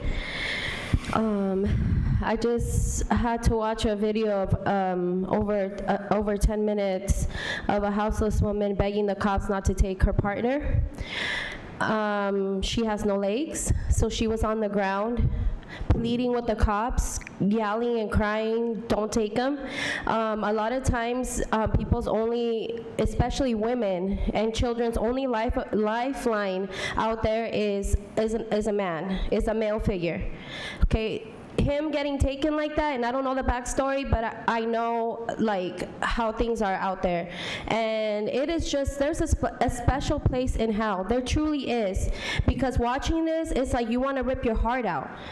The inhumanity, and it's both the township and KDPS standing out there behind the Ministry of Community, not giving a care, like no remorse, no empathy, just walking by her, like doing their job, like they always say. It's so heartless to see a woman without legs, who is houseless, who has nothing else left, to be begging, literally begging the cops while they do nothing. And that is a perfect example of this city. And we come here, we get mad, and there's so many different point of views and everything, but we know what is right. We know that people should have housing. We know that people should have those are human rights, a place to sleep, right? But this city doesn't care. It's gonna get cold soon. I hope that you're listening to the people who are trying to set up warming shelters, okay? Because nobody should lose a limb and nobody should die out in the cold. And yeah, we do leave early in the meetings. We have things to do. We are the volunteers here, not y'all. And when you rescinded the policy 10.1 because community members were taking too many things out of the agenda, you said it was because we were inconveniencing the administration, and all of a sudden now they're available for us. Well, you should have told us that, but you don't answer emails and you don't care about what we say here. It's a lie that the city is not putting in anything towards the arena, at least in the infrastructure and money. It's all going there. And you know, it really takes a lot of unchecked privilege to witness the chief of police come and intimidate me, and then you talk well about him. You're white. You're an old white man set in your ways, typical, like predictable, and now here you come here and tell me, well, the chief of police is a really good guy. I don't care who here thinks that the chief of police is a good guy, because that's not the experience I've had with him multiple times. Okay, when I was assaulted by police at Ampersea 10 City, which I did not deserve, and then was taken to the hospital and also messed up over there with violence, he did nothing but approve for me to stay in jail when I shouldn't. Okay, they brought me in this way. People who are working with police, that's cool. They've never experienced what I have, but that's what I have experienced. So I don't want people telling me that the chief of police is something that he's not, when the OIR report literally says that they have a rotten culture in KDPS, that they are unable to do any introspection, that they have a lot of insularity, which means they don't care about black and brown people. And then you come here and you tell the community here, yeah, he's a good guy. Like, shut up when it comes to what black and brown people are experiencing, because we already have enough problems with the different opinions that people have, because not everybody has experienced this by police. Okay, so you literally just try to counteract every single comment that activists came and made, instead of focusing on what you should be doing for housing and how housing should be good here in this city, because your dirty hands are all over it. But I mean, clearly we see. So worry about yourself. Thank you. Next, please.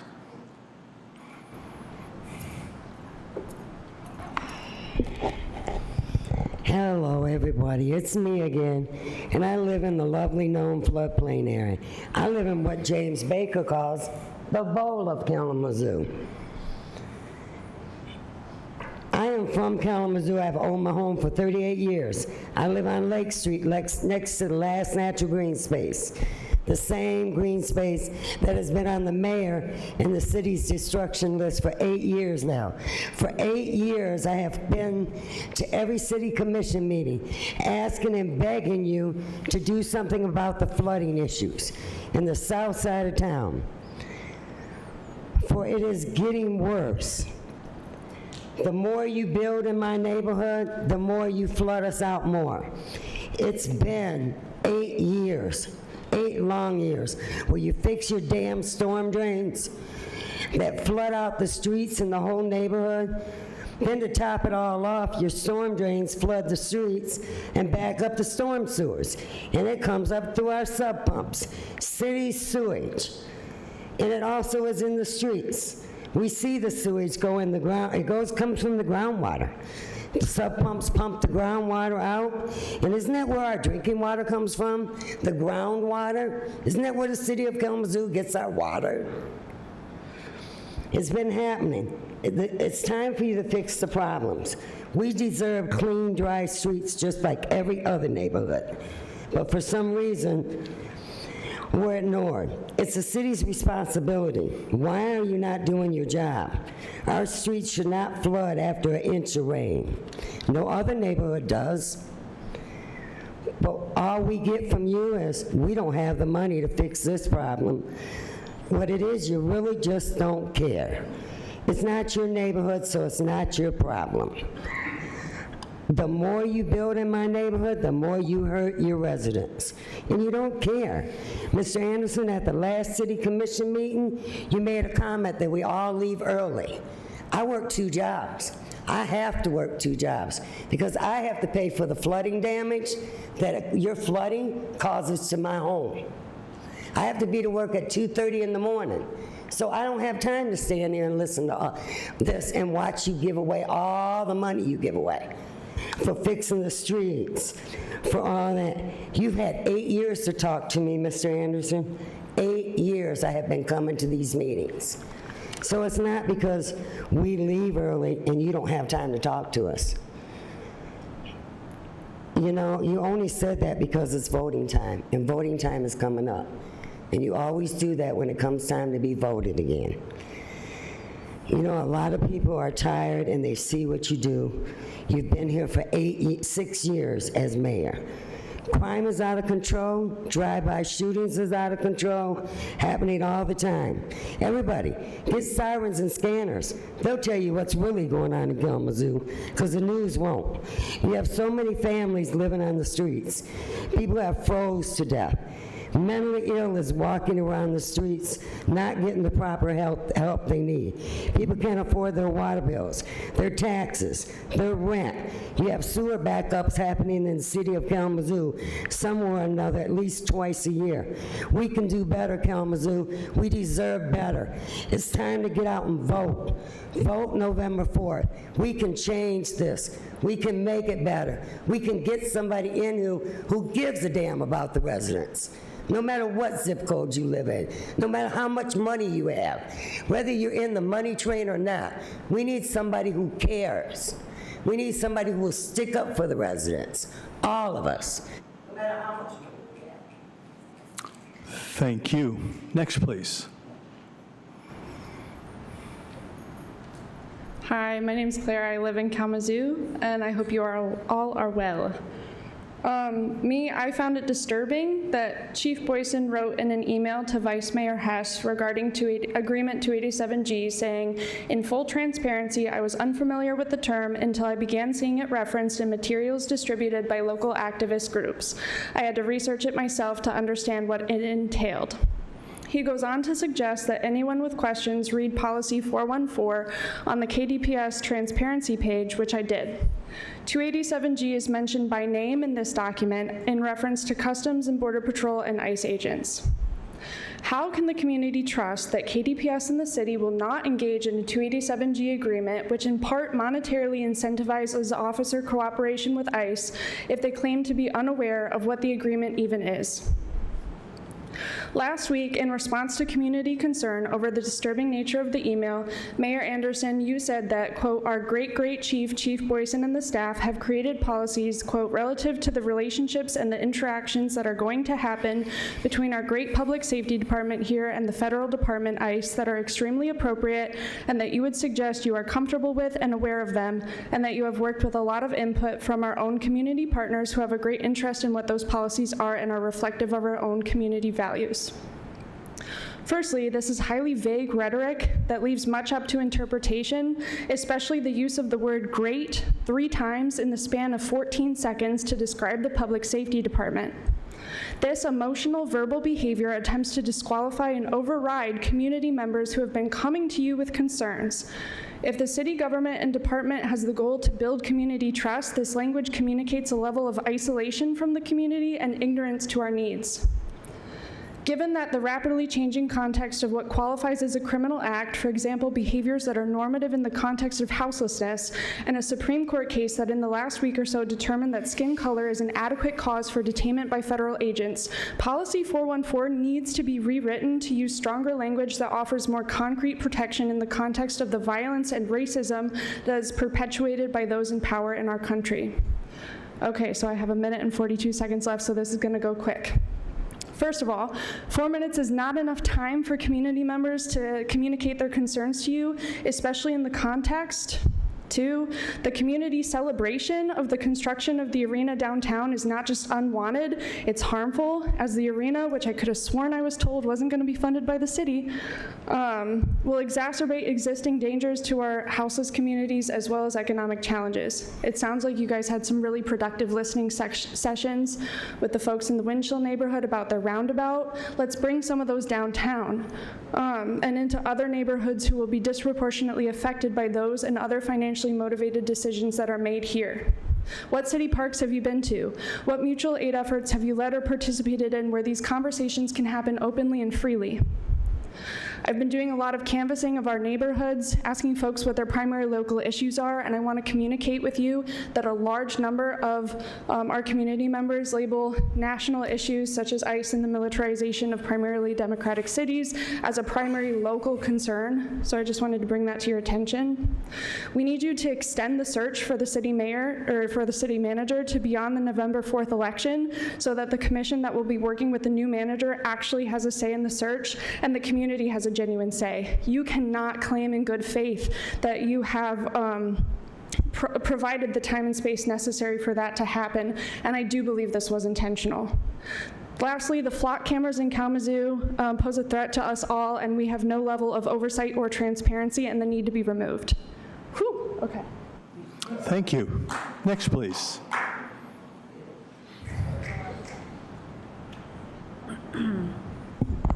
Hi, my name is Shona. It's election year.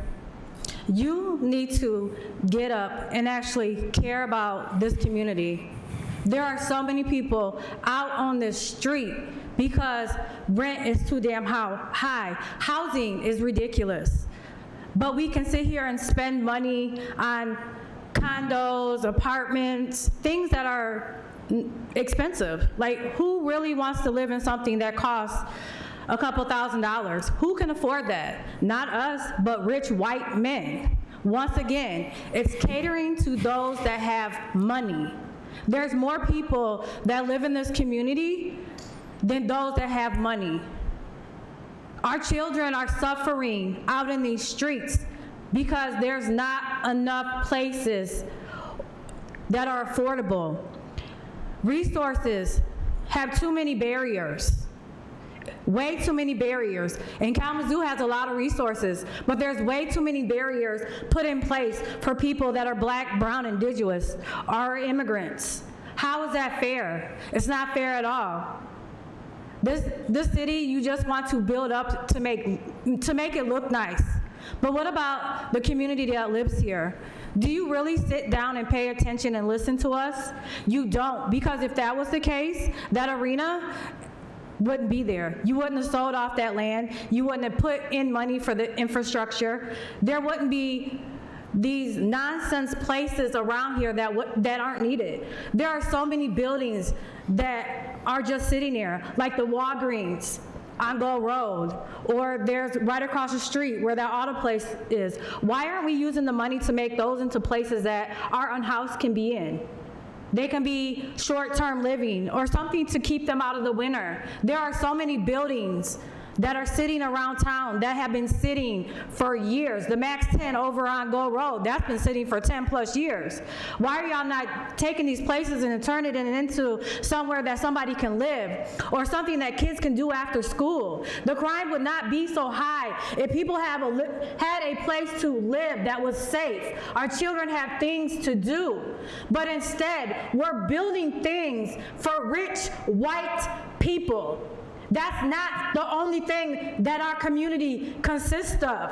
We have many black, brown, indigenous, and immigrants that live here, from children to adults. Look out on the street. There's too many people living on the street. They have needs. They are real people that deserve things just like the rest of us. Just because they don't have money in their pocket or they have a mental illness, that doesn't make them be able to have a home or services that they can access where they are at. It's election year. It's obvious that this city does not want Anderson as their mayor. There are many of you on this board, even though you're not up for re-election right now, this city don't want you because you're not doing what is asked of you or what you said you are going to do. Our community deserves so much better than what you are doing. Hold each other accountable. Do better, because we're going to make sure those that aren't doing their job when election year comes don't get those seats. Thank you. Next, please.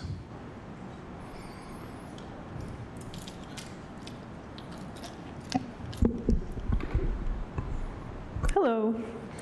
I'm a concerned resident of Kalamazoo. First, I'd like to start by extending my apologies to Mayor Anderson. I know he's very important, and your time is very valuable. I didn't mean for your feelings to be hurt when I left early last session, but unfortunately, unlike you, it is not my literal job to be here.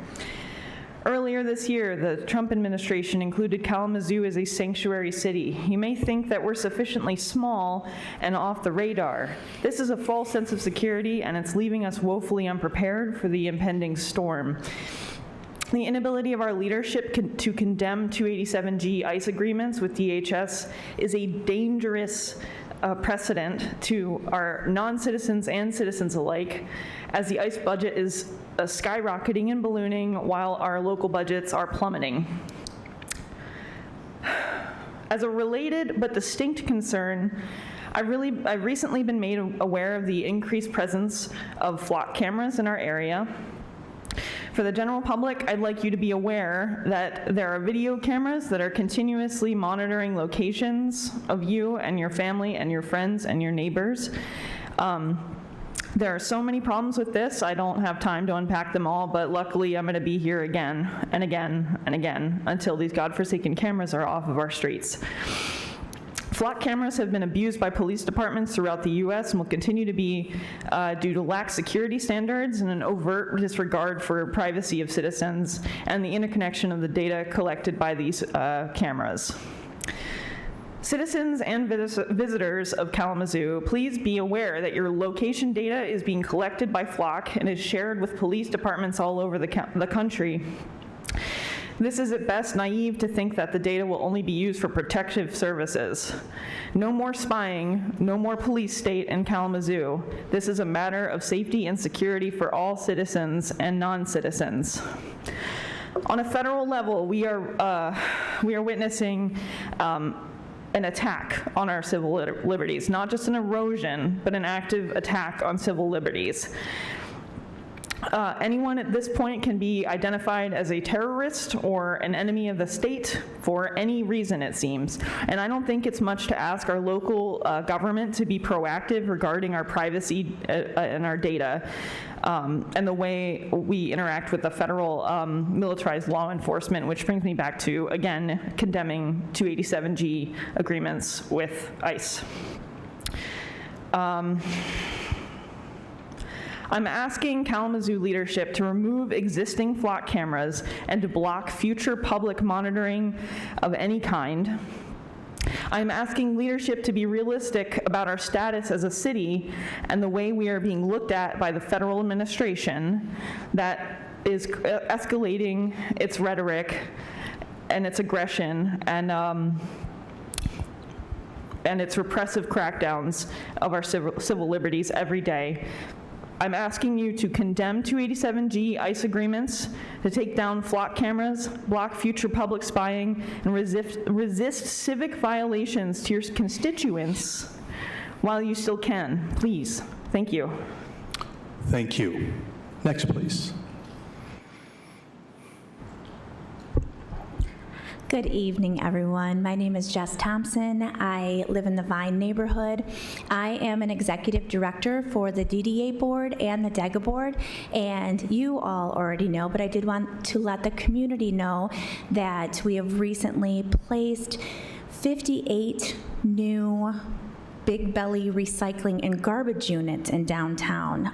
All of the other ones that we had were small, they were very old, and so those have all been replaced.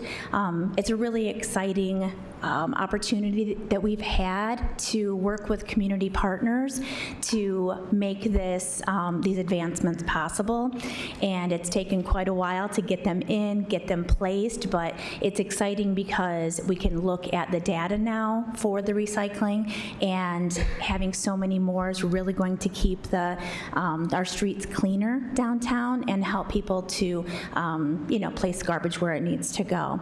And since I'm on a trash talk tonight, I also am a small business owner. I own Be Joyful Shop down in downtown Kalamazoo, and I'm very excited that we partnered with the city of Kalamazoo to do the Kalamazoo Garbage Blitz, and this is an opportunity for the community to get together. We're going to meet at my shop downtown on the mall, and everything will be provided for you, gloves and bags, and a time to come together as community and to help clean up those things that maybe the ambassadors are unable to clean up or is out of the DDA DEGA district. Those days are September 18th, so this Thursday is the first one, October 1st, and October 8th. Those all start at 6 o'clock at Be Joyful Shop. It's open to the public, and I know people are gonna say, oh, how come so-and-so doesn't do that and someone else needs to do that? Well, garbage gets thrown around all the time, whether it's on purpose or by other people. And like I've always told my children and my staff, it might not be our trash, but this is our community and it's our planet. So I welcome everybody to come out to that and look forward to seeing you all. Thank you. Next, please.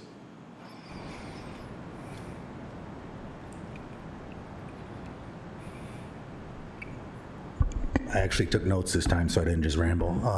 Hi, everyone. Solano, local community member. I'm sure you know me by now. And again, like I always do, I want to amplify some of the voices that have already been up here. A few weeks ago, I came here and I asked you guys to be proactive. I asked you to do something, to force the administration to sue us and to defend their policies in court. The 287 agreement that is listed in the policy that I was forwarded by Mayor Hess, thank you for responding, is a pay-to-play. The municipalities and the sheriff's departments and the counties that are signing up for this are getting reimbursed. The officers that are doing the education and the training and the enforcement are getting reimbursed. So right now, there's a conflict of interest in regards to the 287 agreement. And I asked you guys again, like, what's the line? Like, what is it going to be before we act? Is it going to be somebody like me snatched off the streets? Or is it going to be an entire community of me snatched off the streets? Because I can tell you firsthand, private information, that there was one of those Guatemalan children on a plane in Texas from our community that was snatched out of bed at 2 in the fucking morning. So I'm mad. I'm sorry, my language. I'm going to move on, but I'm going to ask you guys to do something with 287, please.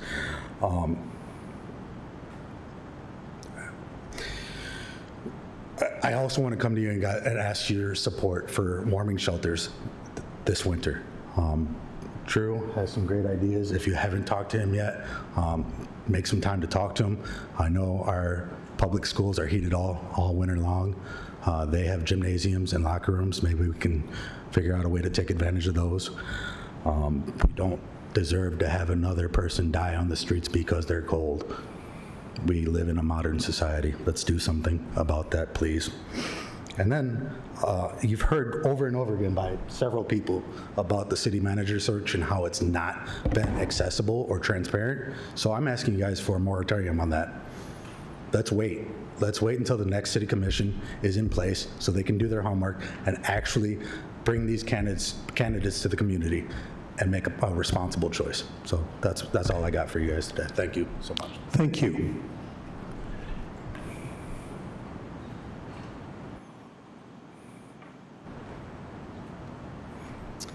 Hi there.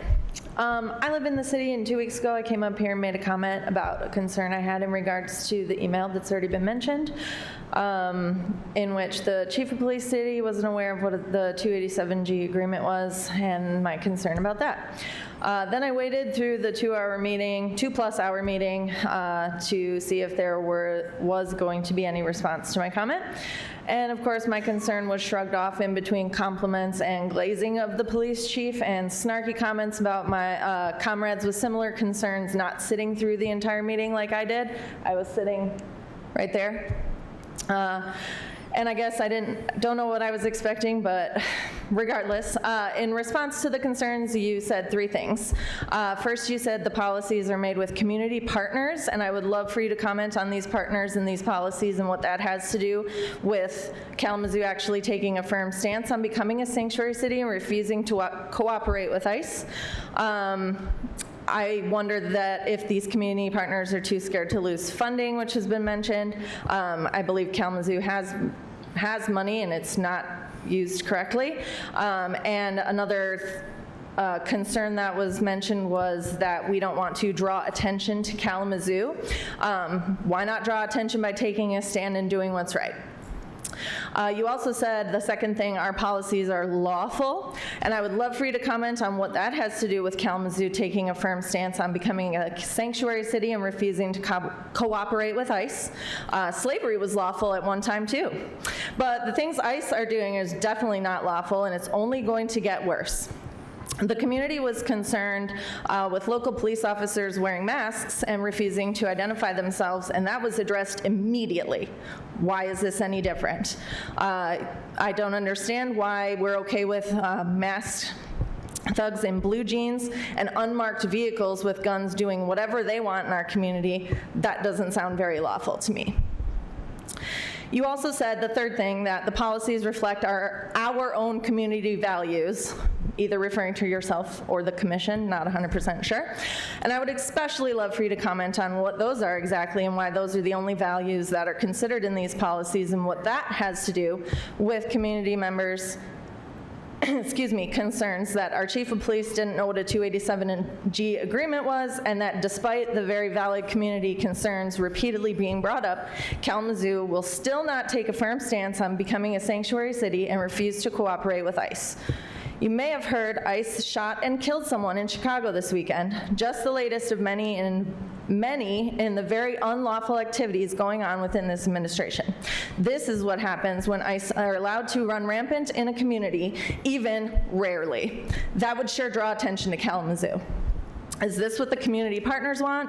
Is this lawful? And does this align with your community values? And no, I will not be staying until the end of this meeting because some of us have real jobs. I'm not like a landlord. I actually have 2 jobs and run a nonprofit, and I know how to use the internet to watch a live stream. And unless it's we're going to grow a spine and do what's right to stand up for our community and our constituents, I'm actually not even very much interested in the comments. Thank you. Thank you. Is there anyone else in the chambers who would like to provide a comment this evening? Seeing no one else, I want to thank everyone that took the time and made the effort to come down here and provide your comments for tonight's City Commission meeting. Next on our agenda is a public hearing. I would now like to open a public hearing to receive comments on the program year 2024 Consolidated Annual Performance and Evaluation Report, otherwise known as the CAPER. Manager Ritzma. Well, thank you, Mayor. We have Julie Johnston, our compliance specialist with the city, that will give a brief presentation about the Consolidated Annual Report. City Commissioners. Tonight, we'll be presenting on the Consolidated Annual Performance and Evaluation Report, as was stated. This is a requirement of the U.S. Department of Housing and Urban Development for the Community Development Block Grant and Home Investment Partnership funds we receive on an annual basis.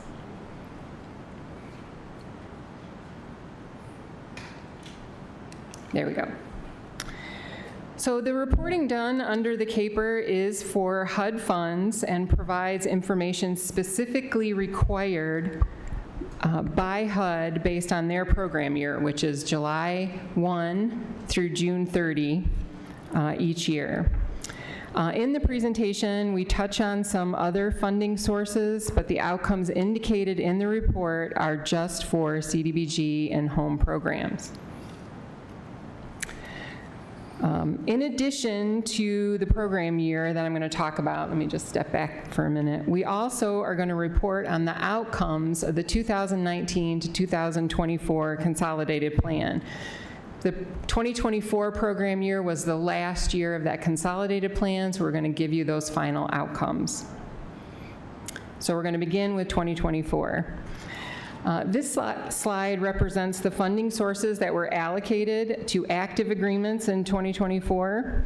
Often the terms of those agreements may not coincide directly with HUD's reporting year, which was that July 1 through June 30, which is why the table shows funds that were committed but maybe not fully expended.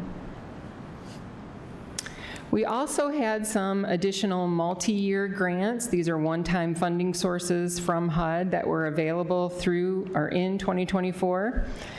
You can see that we fully expended the CDBG CV grant, which was provided during the COVID-19 pandemic. The other grants shown here are still active, and we're still expending funds from those grants. So I'm going to jump into some of the activities and outcomes, and it's important to note that the activities and the outcomes associated with them are supported by HUD funding through the city, but with partnerships with our nonprofits and other agencies. In 2024, HUD dollars supported 124 total housing units through critical repair, down payment assistance, full rehabilitation, or new construction. In addition, public service dollars, HUD supported youth programs and legal aid services for low-income households, as well as supporting crime prevention in our Quorum neighborhoods. Under our homeless assistance goal, this was primarily supported with a home ARP grant, which is another COVID-19 special funding source. These dollars supported rental assistance and supportive services like education, employment and job training, mental health wellness, transportation, and food services. And the final activity under neighborhood enhancements included code enforcement and demolition of dangerous and blighted properties. We also were able to support improvement to one large park, which was completed in 2024. This was the Southside Park. This included new accessible play equipment, a new basketball court, and improvements to the multi-use field. So each year, HUD requires that the city, through our subrecipient partners, collect race data on the persons and households that were assisted. These categories are established by HUD and reported in the way that they require each year. As you can see, our funding supported 458 households during program year 2024. In addition to race, HUD requires us to collect income data based on the designated brackets of extremely low, very low, and low income. These income levels are determined by HUD on an annual basis and are based on family size. The smaller table at the bottom of the slide are the income levels for a family of 4 in 2025 that would be eligible for HUD assistance. You'll notice that there's a difference in the total household served between this slide and the previous slide that was showing race. The difference in final reporting on these numbers is due to our home ARP grant, which I stated was that COVID-19 special funding source. That grant primarily determines eligibility based on a person's housing status. So assistance is based on housing status and not typically income. Some final additional highlights that happened in 2024 included our continued focus on funding in the core neighborhoods. 97% of our dollars went to low-income households, and we met or exceeded all of the outcomes that we established for ourselves in the 2024 action plan. Finally, a big highlight for staff was the creation, completion, and approval of the 2025 to 2029 consolidated plan.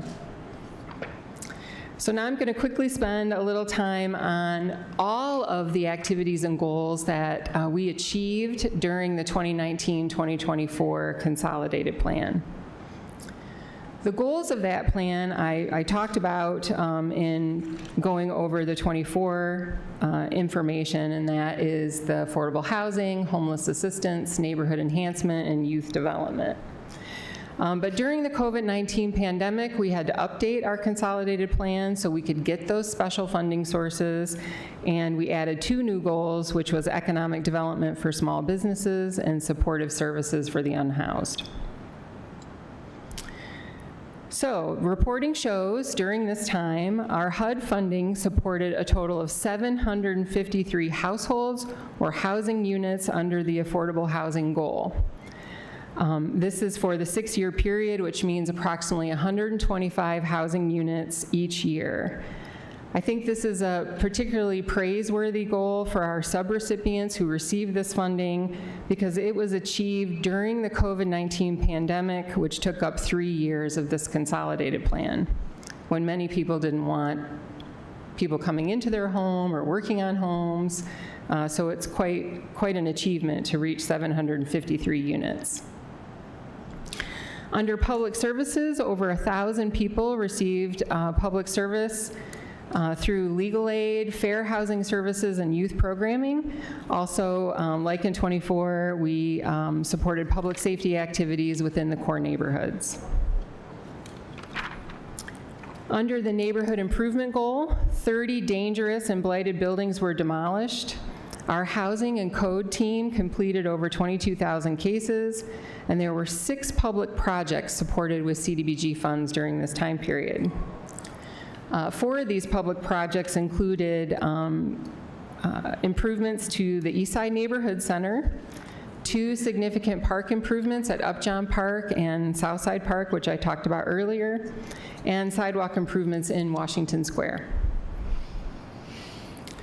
Finally, under the COVID-19 goals of the consolidated plan, tenant-based rental assistance and supportive services were provided to the unhoused.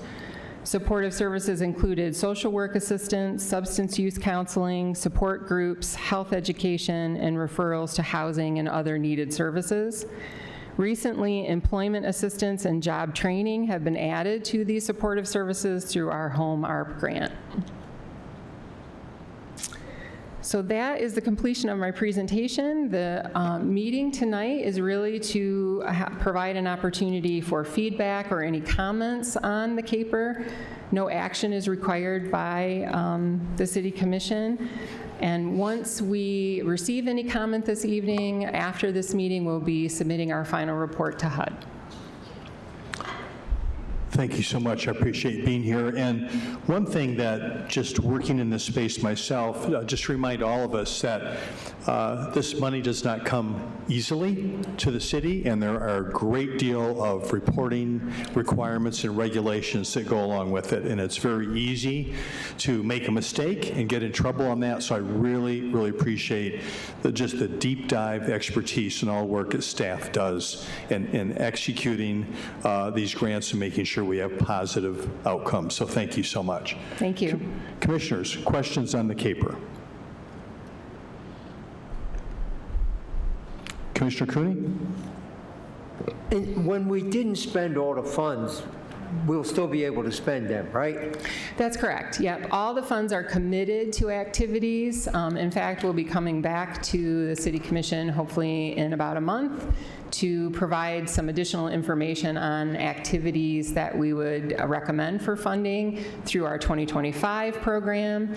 But any dollars that we received in 2024 or earlier have all been committed to activities and will be allowed for us to spend.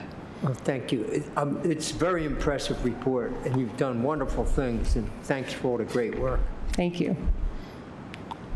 Questions or comments, commissioners?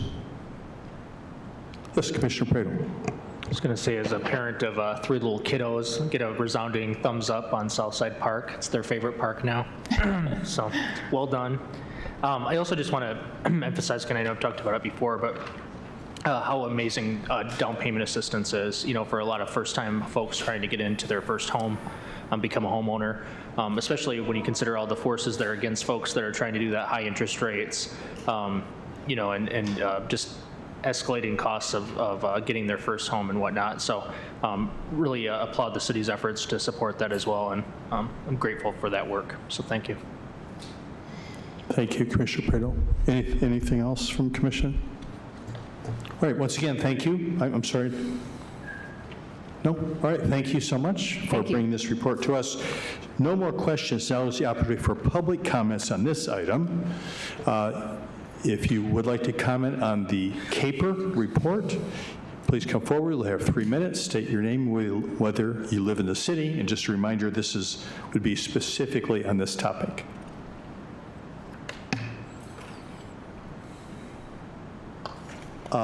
Seeing no public comments, I will now close the public hearing, and there is no action on this item. Next on our agenda, Manager Ritzma. Our consent agenda is as follows. First, approval of a sole source purchase agreement with West Wind Construction for the Abbey 42 private water filtration and plumbing upgrades, project phase 1, in the amount of $125,417.29. Next is the approval of a contract with Beist Electric for the Water Station 26 electrical and controls upgrade project in the amount of $139,800. Next is the approval of a 12-month purchase with Oracle for Oracle Cloud Migration Services through the MyDeal Cooperative Purchasing Program for an amount not to exceed $220,000. Next is the approval of a contract with Ace Excavating for the removal and disposal of trash, nuisances, and garbage collected pursuant to the enforcement of various city ordinances in the amount of $250,000. Next is the adoption of a resolution approving a change in the standard street lighting contract with Consumers Energy due to changes to the lighting on Dutton Street, 250 feet east of Burdick in Dutton Street intersection. Next is the adoption of a resolution recommending approval of a social district and commons area permit for Winston's LLC located at 224 East Michigan Avenue. Next is the approval of an amendment to the contract between the City of Kalamazoo and the Kalamazoo County Land Bank to demolish the structure at 322 Stockbridge Avenue. Next is the approval of a post-award amendment to the bidding and contract documents between Falcon Demolition LLC and the City of Kalamazoo. Next is the approval of the mayor's appointments to boards, commissions, and committees, the appointment of Cheng Kid Soon to the Downtown Development Authority and the Downtown Economic Growth Authority boards for a partial term expiring March 31, 2029. And the appointment of Roland Bessonette to the Planning Commission for a partial term expiring March 31, 2027. Next is the approval of the minutes from the City Commission meeting on September 2, 2025. And finally, approval of the purchase of 6086 East Michigan Avenue from Scott Smelker and Sarah Smelker for the amount of $249,300, and this item has to be postponed until October 6, 2025. Thank you very much, Manager Ritzma. Commissioners, the requested action is a motion to approve items 1 through 10 and postpone item 11 until October 6, 2025, and authorize the city manager to sign all related documents on behalf of the city. Is there a motion? So moved. Support. Motion made by Commissioner Prado, supported by Commissioner Decker. Clerk Borling, please call the roll. Commissioner Decker? Yes. Commissioner Hoffman? Yes. Commissioner Pradel? Yes, but just one edit to the minutes on page 66 of the packet. A resident who came to speak, her name is Katie Bloom, and in the minutes it says Blue. It's B-L-O-O-M. But yes. Commissioner Wilson? Yes. Vice Mayor Hess? Yes. Mayor Anderson? Yes. Commissioner Cooney? Yes. Thank you, Commissioners. The items on the consent agenda are approved. There are no regular agenda items, so we're next on to reports and legislation. City Manager Ritzma.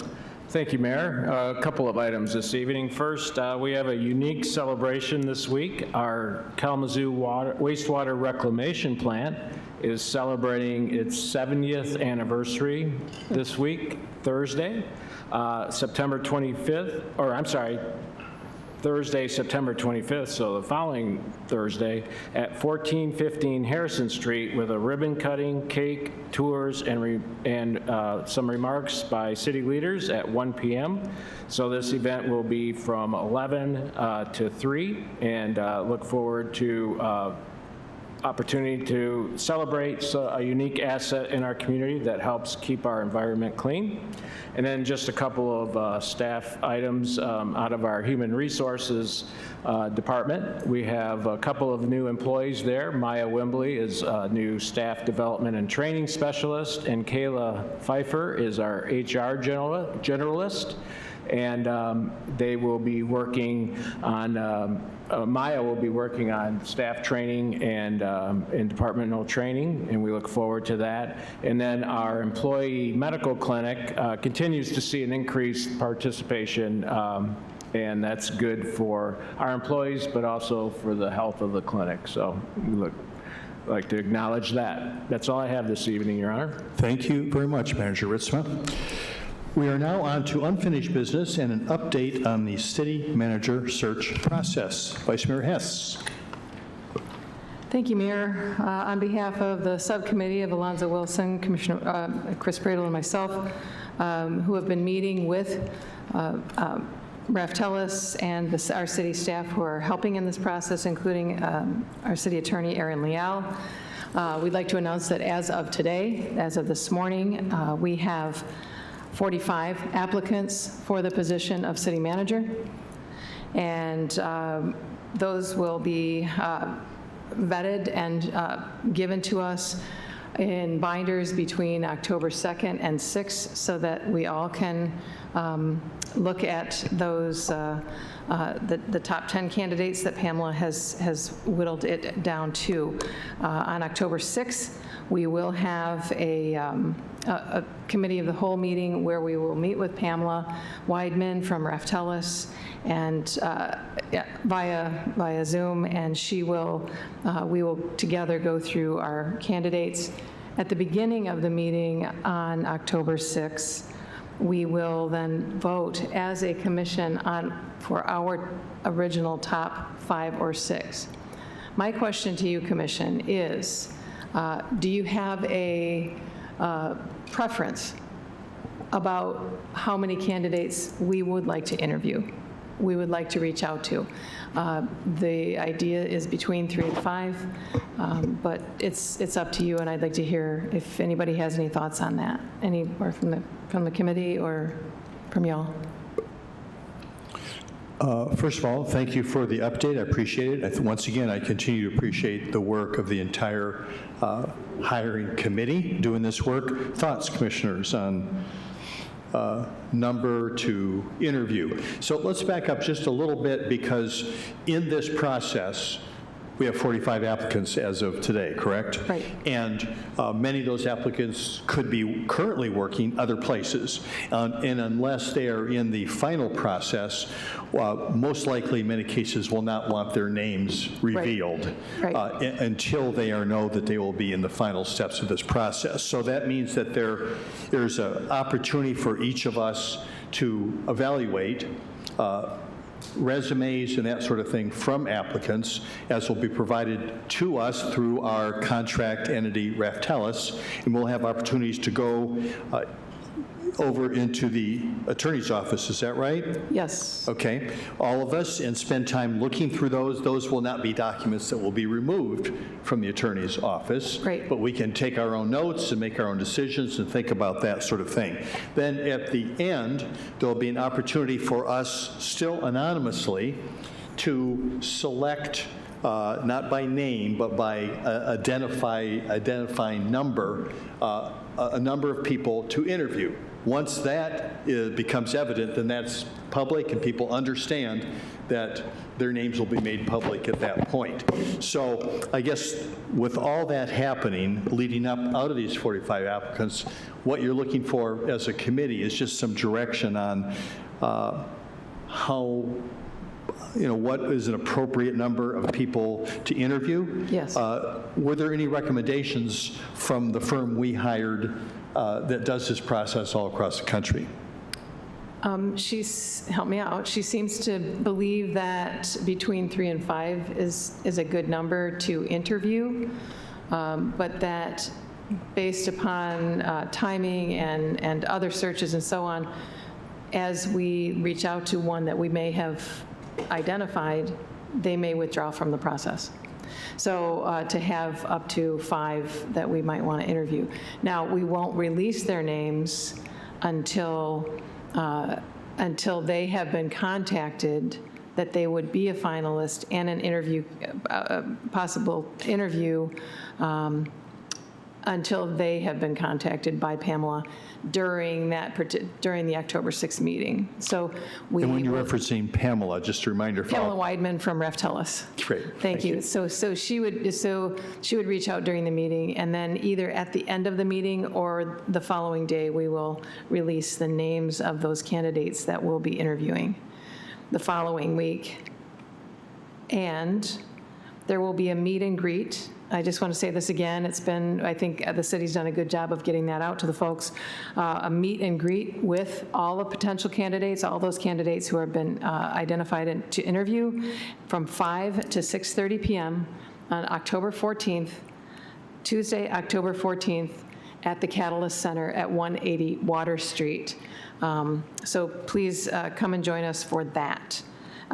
There will be opportunities for you to provide feedback there and beyond there until our meeting the following week on the 20th to determine our chosen candidates.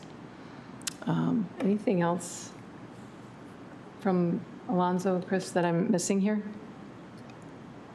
I think the only thing to add would be there'd be that special session on October 15th, the day after the meet and greet, and that would be the date of the interviews, but that would be another opportunity for public comment as well. So effectively, you have the opportunity on the 14th to attend and engage with the candidates directly, one-on-one, in that setting.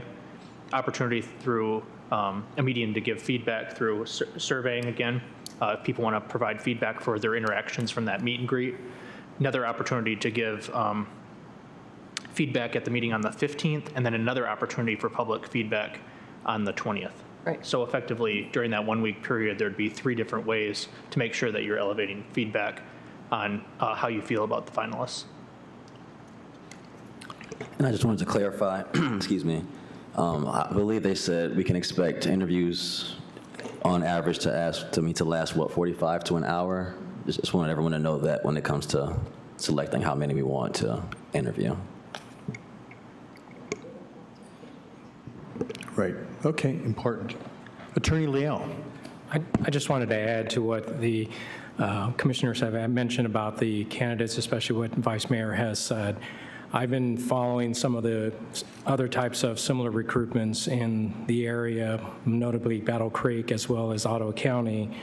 And in Battle Creek, the commission there selected actually 4 people to interview, and 1 withdrew after that event. All 4 were published online, and 1 decided that they were staying in Ohio. They probably got a raise or maybe decided not to come, did not want to move to Michigan.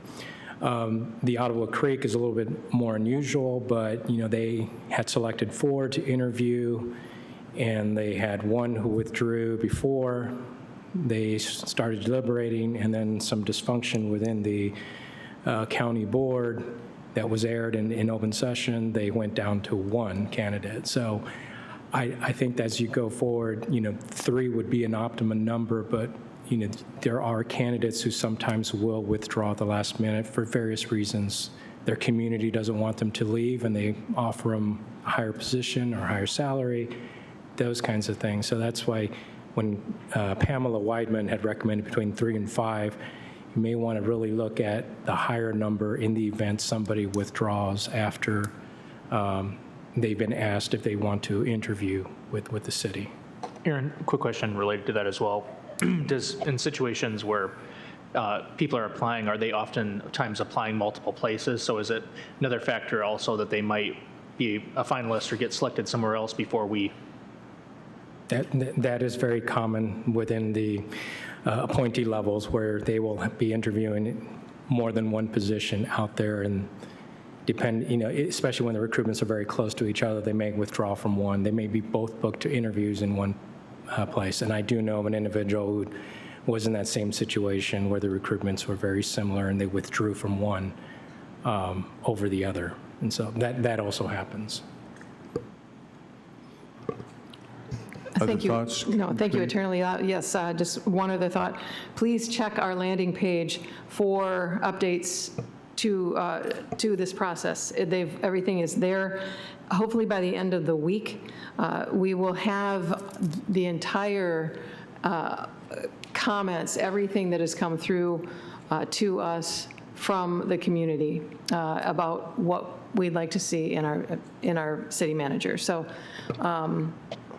we will also we'll be touring all the candidates around on the day of the interviews, and they'll be meeting with senior staff as well. So the process is moving along. I think Pamela's doing a great job of keeping it on track, as well as all of our city staff. So I'm grateful to all of them for this. Thank you, Vice Mayor Hess. Thoughts, commissioners, about the number? Commissioner Cooney. Given the large number of people that we have and the information that we just received, I would think 5.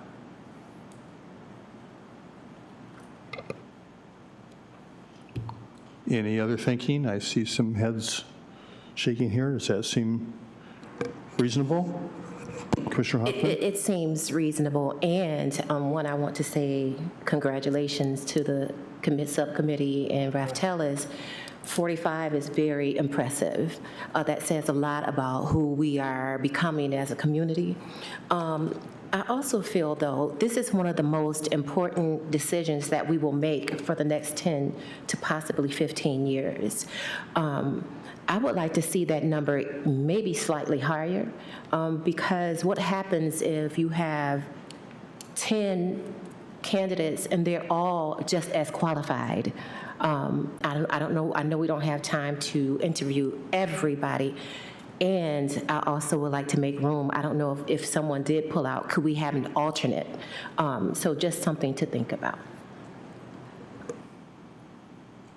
Commissioner Decker. Thank you, Mayor. I want to say thank you to the subcommittee for working extra hours on this. We all know what sitting on the subcommittee is like. It's many more hours, but this is very important work. So I did have a question.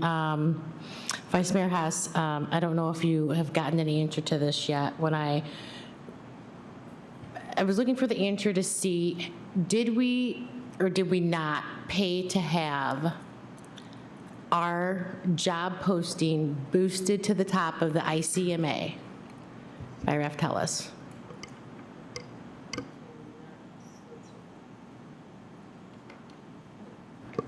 I can't answer that at this point, Commissioner Decker. Okay. And the only reason I bring that up is, I kind of went online and also myself took a look at some of the places where we were advertising at. And, I think that it's very important, especially when you're talking about the ICMA. That is where a lot of city managers and people that strive to be a city manager go to see what is out there. And in my eyes, I thought that would have been the first and foremost one that we would have paid for to bring our job posting to the top. So I guess I'm just kind of wondering on that. And then, yeah, 44 is a great number. If we choose 5, that is only 11% of the individual resumes that are come through. So I do agree with Commissioner Hoffman that we should make that number a little bit higher. It may take us some time. We might have to do it in 2 days. But as it's been said, this is one of the most important decisions that this 55th City Commission will make. And it will have this is a very important decision that this 55th City Commission will have to make. And I don't believe that narrowing it down just to 4 or 5 is sufficient in my eyes. I do think we do need to raise that number just a little bit, just to make sure that we, as Commissioner Hoffman said, you might have 10 that are exactly the same, but then that one that we might have put away might have been that diamond in the rough, which might be the one that we want to see. So I think it should be more than 5. And again, 44, 5 out of 44, that is only 11% of the resumes that are going to come through Raftelis' hand. And if they're still taking applications, I think it is until the 17th. Is that correct, Vice Mayor? They're taking them, but the soft ending was the 12th. Oh, the 12th, okay. Well, that is good to know in case anyone out there is watching and wants to become a city manager. But that's just my thought.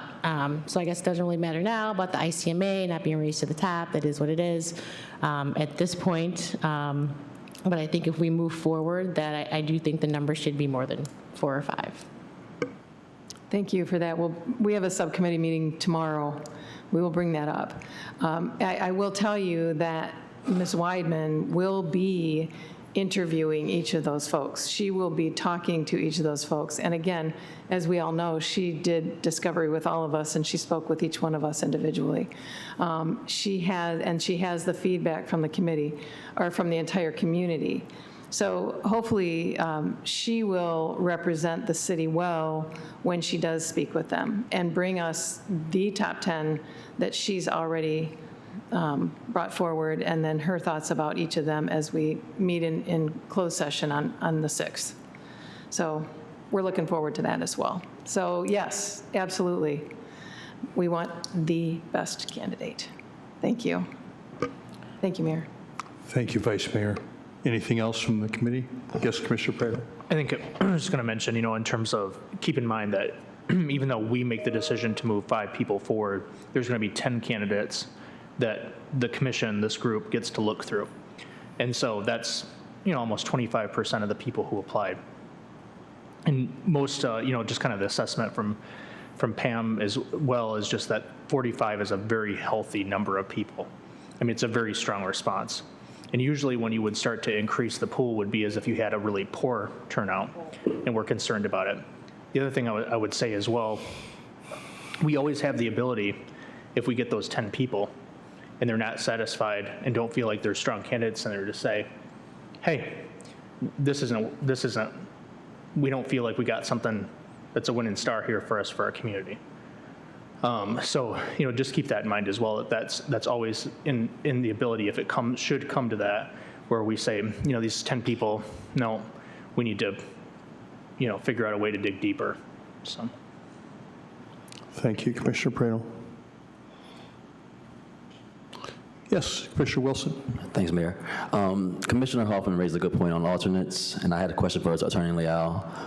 If we were to select 5 with the intentions of interviewing 5, knowing that some could drop out, could we keep the other 5, or however many we decide, as alternates without notifying them to kind of keep the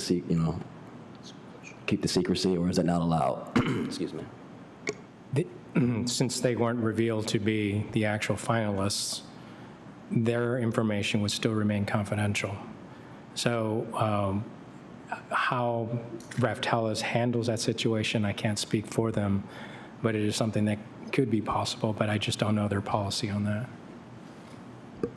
All right, that's something that we can discuss tomorrow in our meeting. Thank you. Appreciate it. Thanks, Commission, and thanks again to the subcommittee. I appreciate that very much. Now we are down to commissioner comments. Are there any commissioners that want to provide comments for the meeting this evening? Yes, Commissioner Wilson. Thanks, Mayor. Just real quick, we had a couple community members mention that 269 Fest was kicking off this weekend. I just wanted to lift up a couple of events that are happening. On Friday, we'll have, Southwest Michigan First will be hosting the Entrepreneur Summit at the KIA, Kalamazoo Institute of Arts, Friday, September 19th, 1 to 5. It's a great networking opportunity for entrepreneurs and those looking to learn how to become one. There's also the 2025 Skilled Trades Expo at Lacrone Park, 704 West Patterson, September 20th from 1 to 4 p.m. Come out and fellowship with local contractors and organizations to learn about opportunities, as well as bring your family for food and fun. These events are free as well. Thanks. Thanks, Commissioner Wilson. Other comments, Commissioners? Commissioner Cooney. Thank you, Mayor. First of all, a number of us were able to go to a conference this past week on housing and homelessness, and I want to commend the people that put that together. It was excellent, really good, very informative. Two impressions I leave with. One, the formidable nature of the homeless situation. It's up 20% since last year, and the price of rentals just keeps going up, and it's just such a huge problem, way beyond the resources of the city to take care of by itself, although we have to do everything we can. The second thing the impression that I'm left with was the dedication and the compassion of the people that work with the homeless and with all the people that are struggling with housing. It was just tremendous to see that and to hear the great work that they're doing. The other thing that I wanted to remind people is that we have a Meet the Candidates event tomorrow. I believe it's at 5:30 for the mayor, and I think 6:30 for the city commissioners at the Douglas Community Center. So that's so important that we're talking about meeting the candidates for city manager.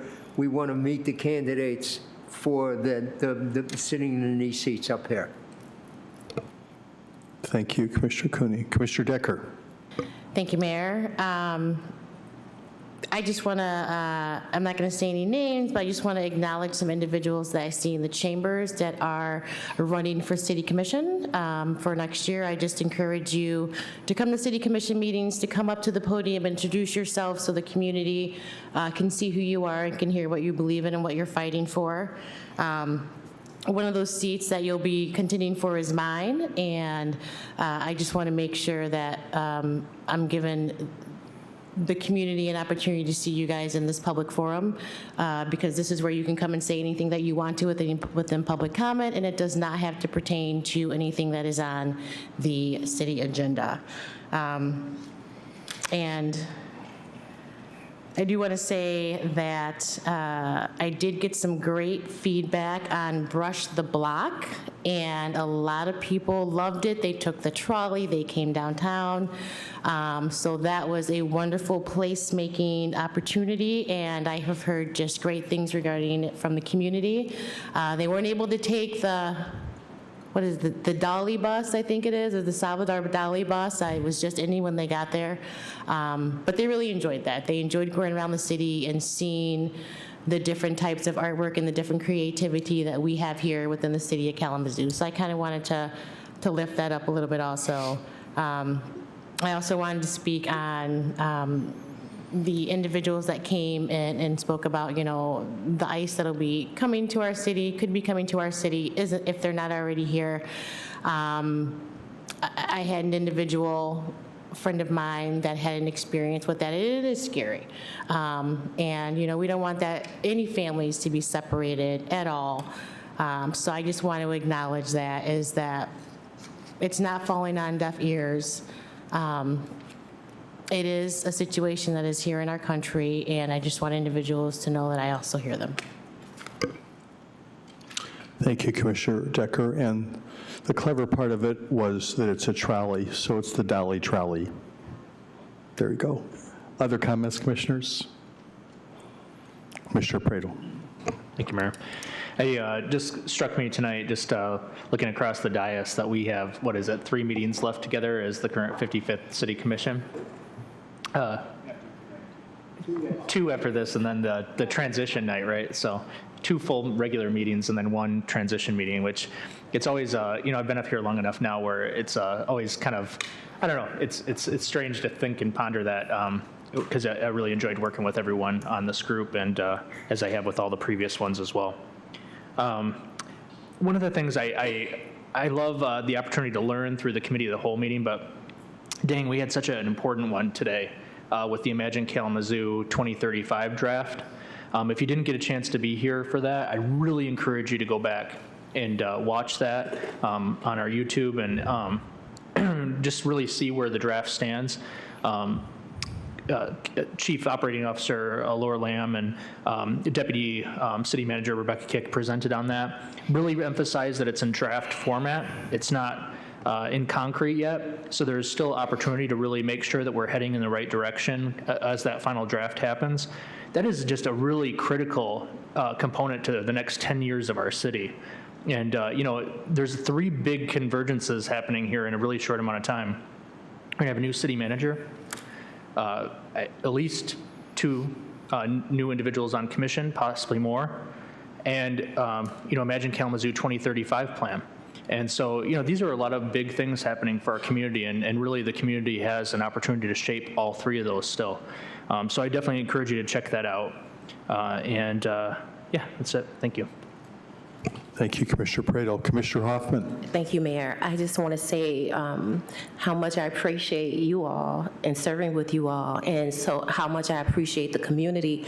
August was a month full of surprises and for me personally, but the amount of support that I got from community and the amount of support that I received from you all, it really was a gift.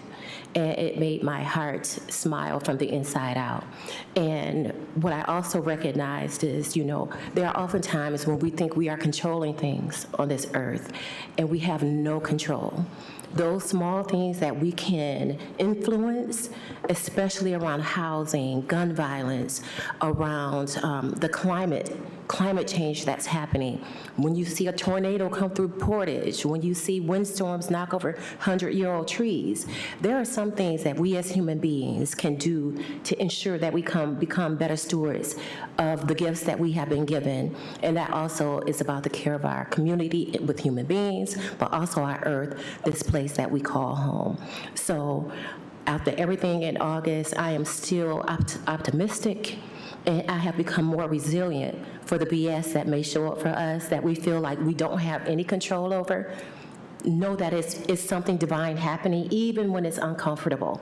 And I hope that we all can stay steadfast, understanding that what we can do, let's do it. Let's not think twice about it.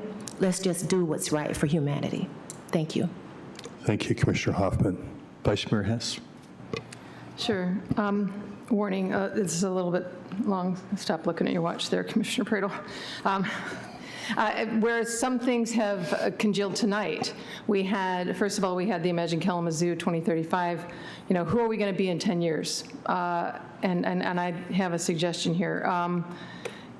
And then President Cavaluna came, Western's new president, came to visit us and introduce himself and chat with us. And he also brought his daughter.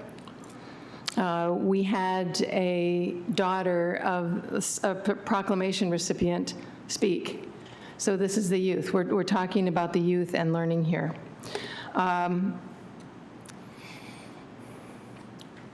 It came to light last week that math and reading scores are dropping drastically in the United States.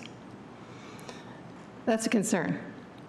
And I believe that here in Kalamazoo, that doesn't have to happen. As a matter of fact, I think we can reverse the trend. And we also had, we gave the proclamation to the Boys and Girls Clubs, who are big brothers, big sisters, who are crying for mentors. They're crying for each one, teach one.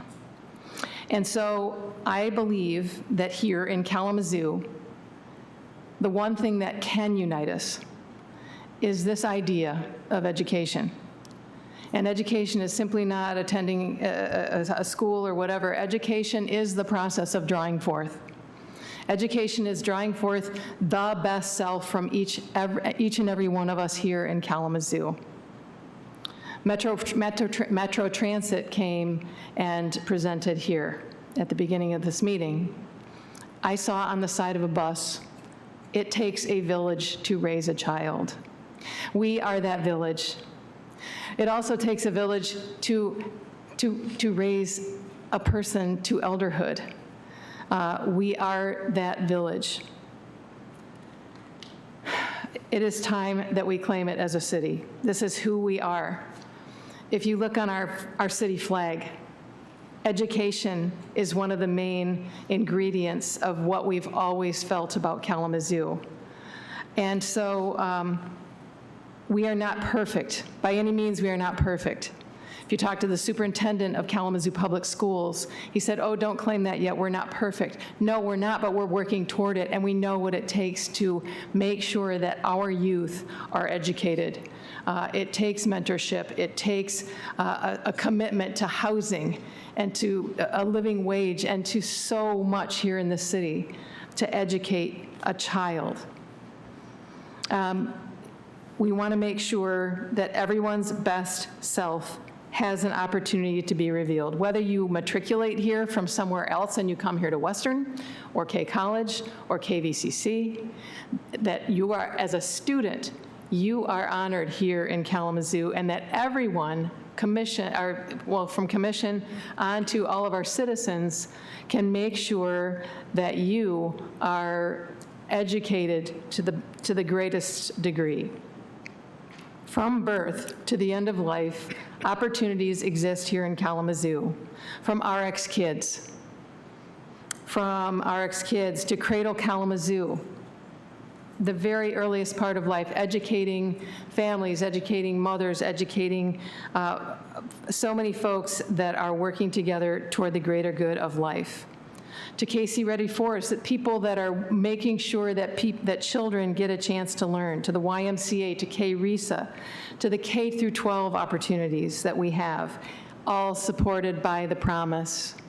The promise is Education City. OLLI, the Osher Lifelong Learning Institute, where elders can go and learn and continue to learn throughout their lifespan. And then finally, at the end of life, we have Hospice of Kalamazoo that teaches us how to be at peace.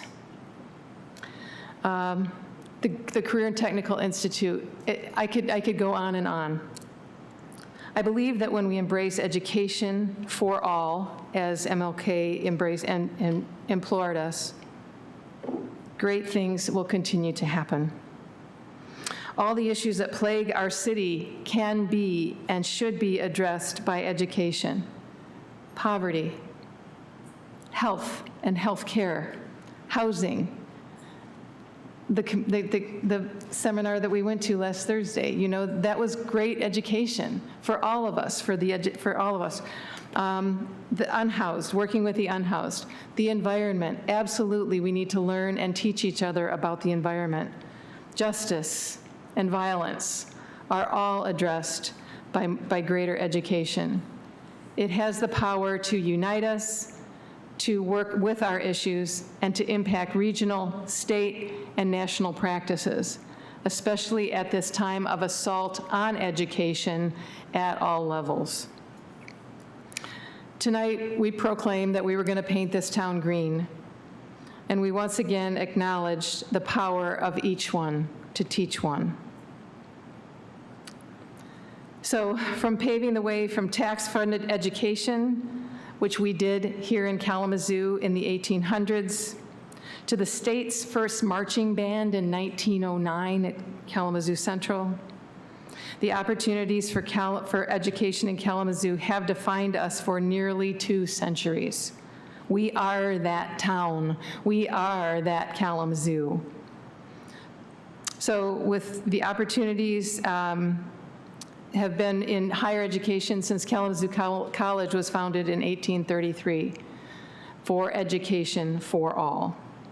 So I am very interested or willing to talk with anybody about furthering this initiative of taking Kalamazoo from just somebody, a place that kind of does education a lot, to a place that embraces education as a common value for all, education for all, especially those who need the most care to be able to accept the promise and use the promise and get the promise of their lives.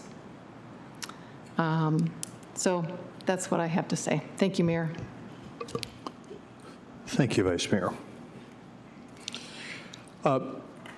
One of the events that I had the opportunity to attend this past weekend was the El Concilio Gala, which was over at the Radisson, well-attended, fantastic event with our friends from our community, really kind of kicking off the beginning of Hispanic Heritage Month, which bridges 2 months, actually, from September 15th to October 15th.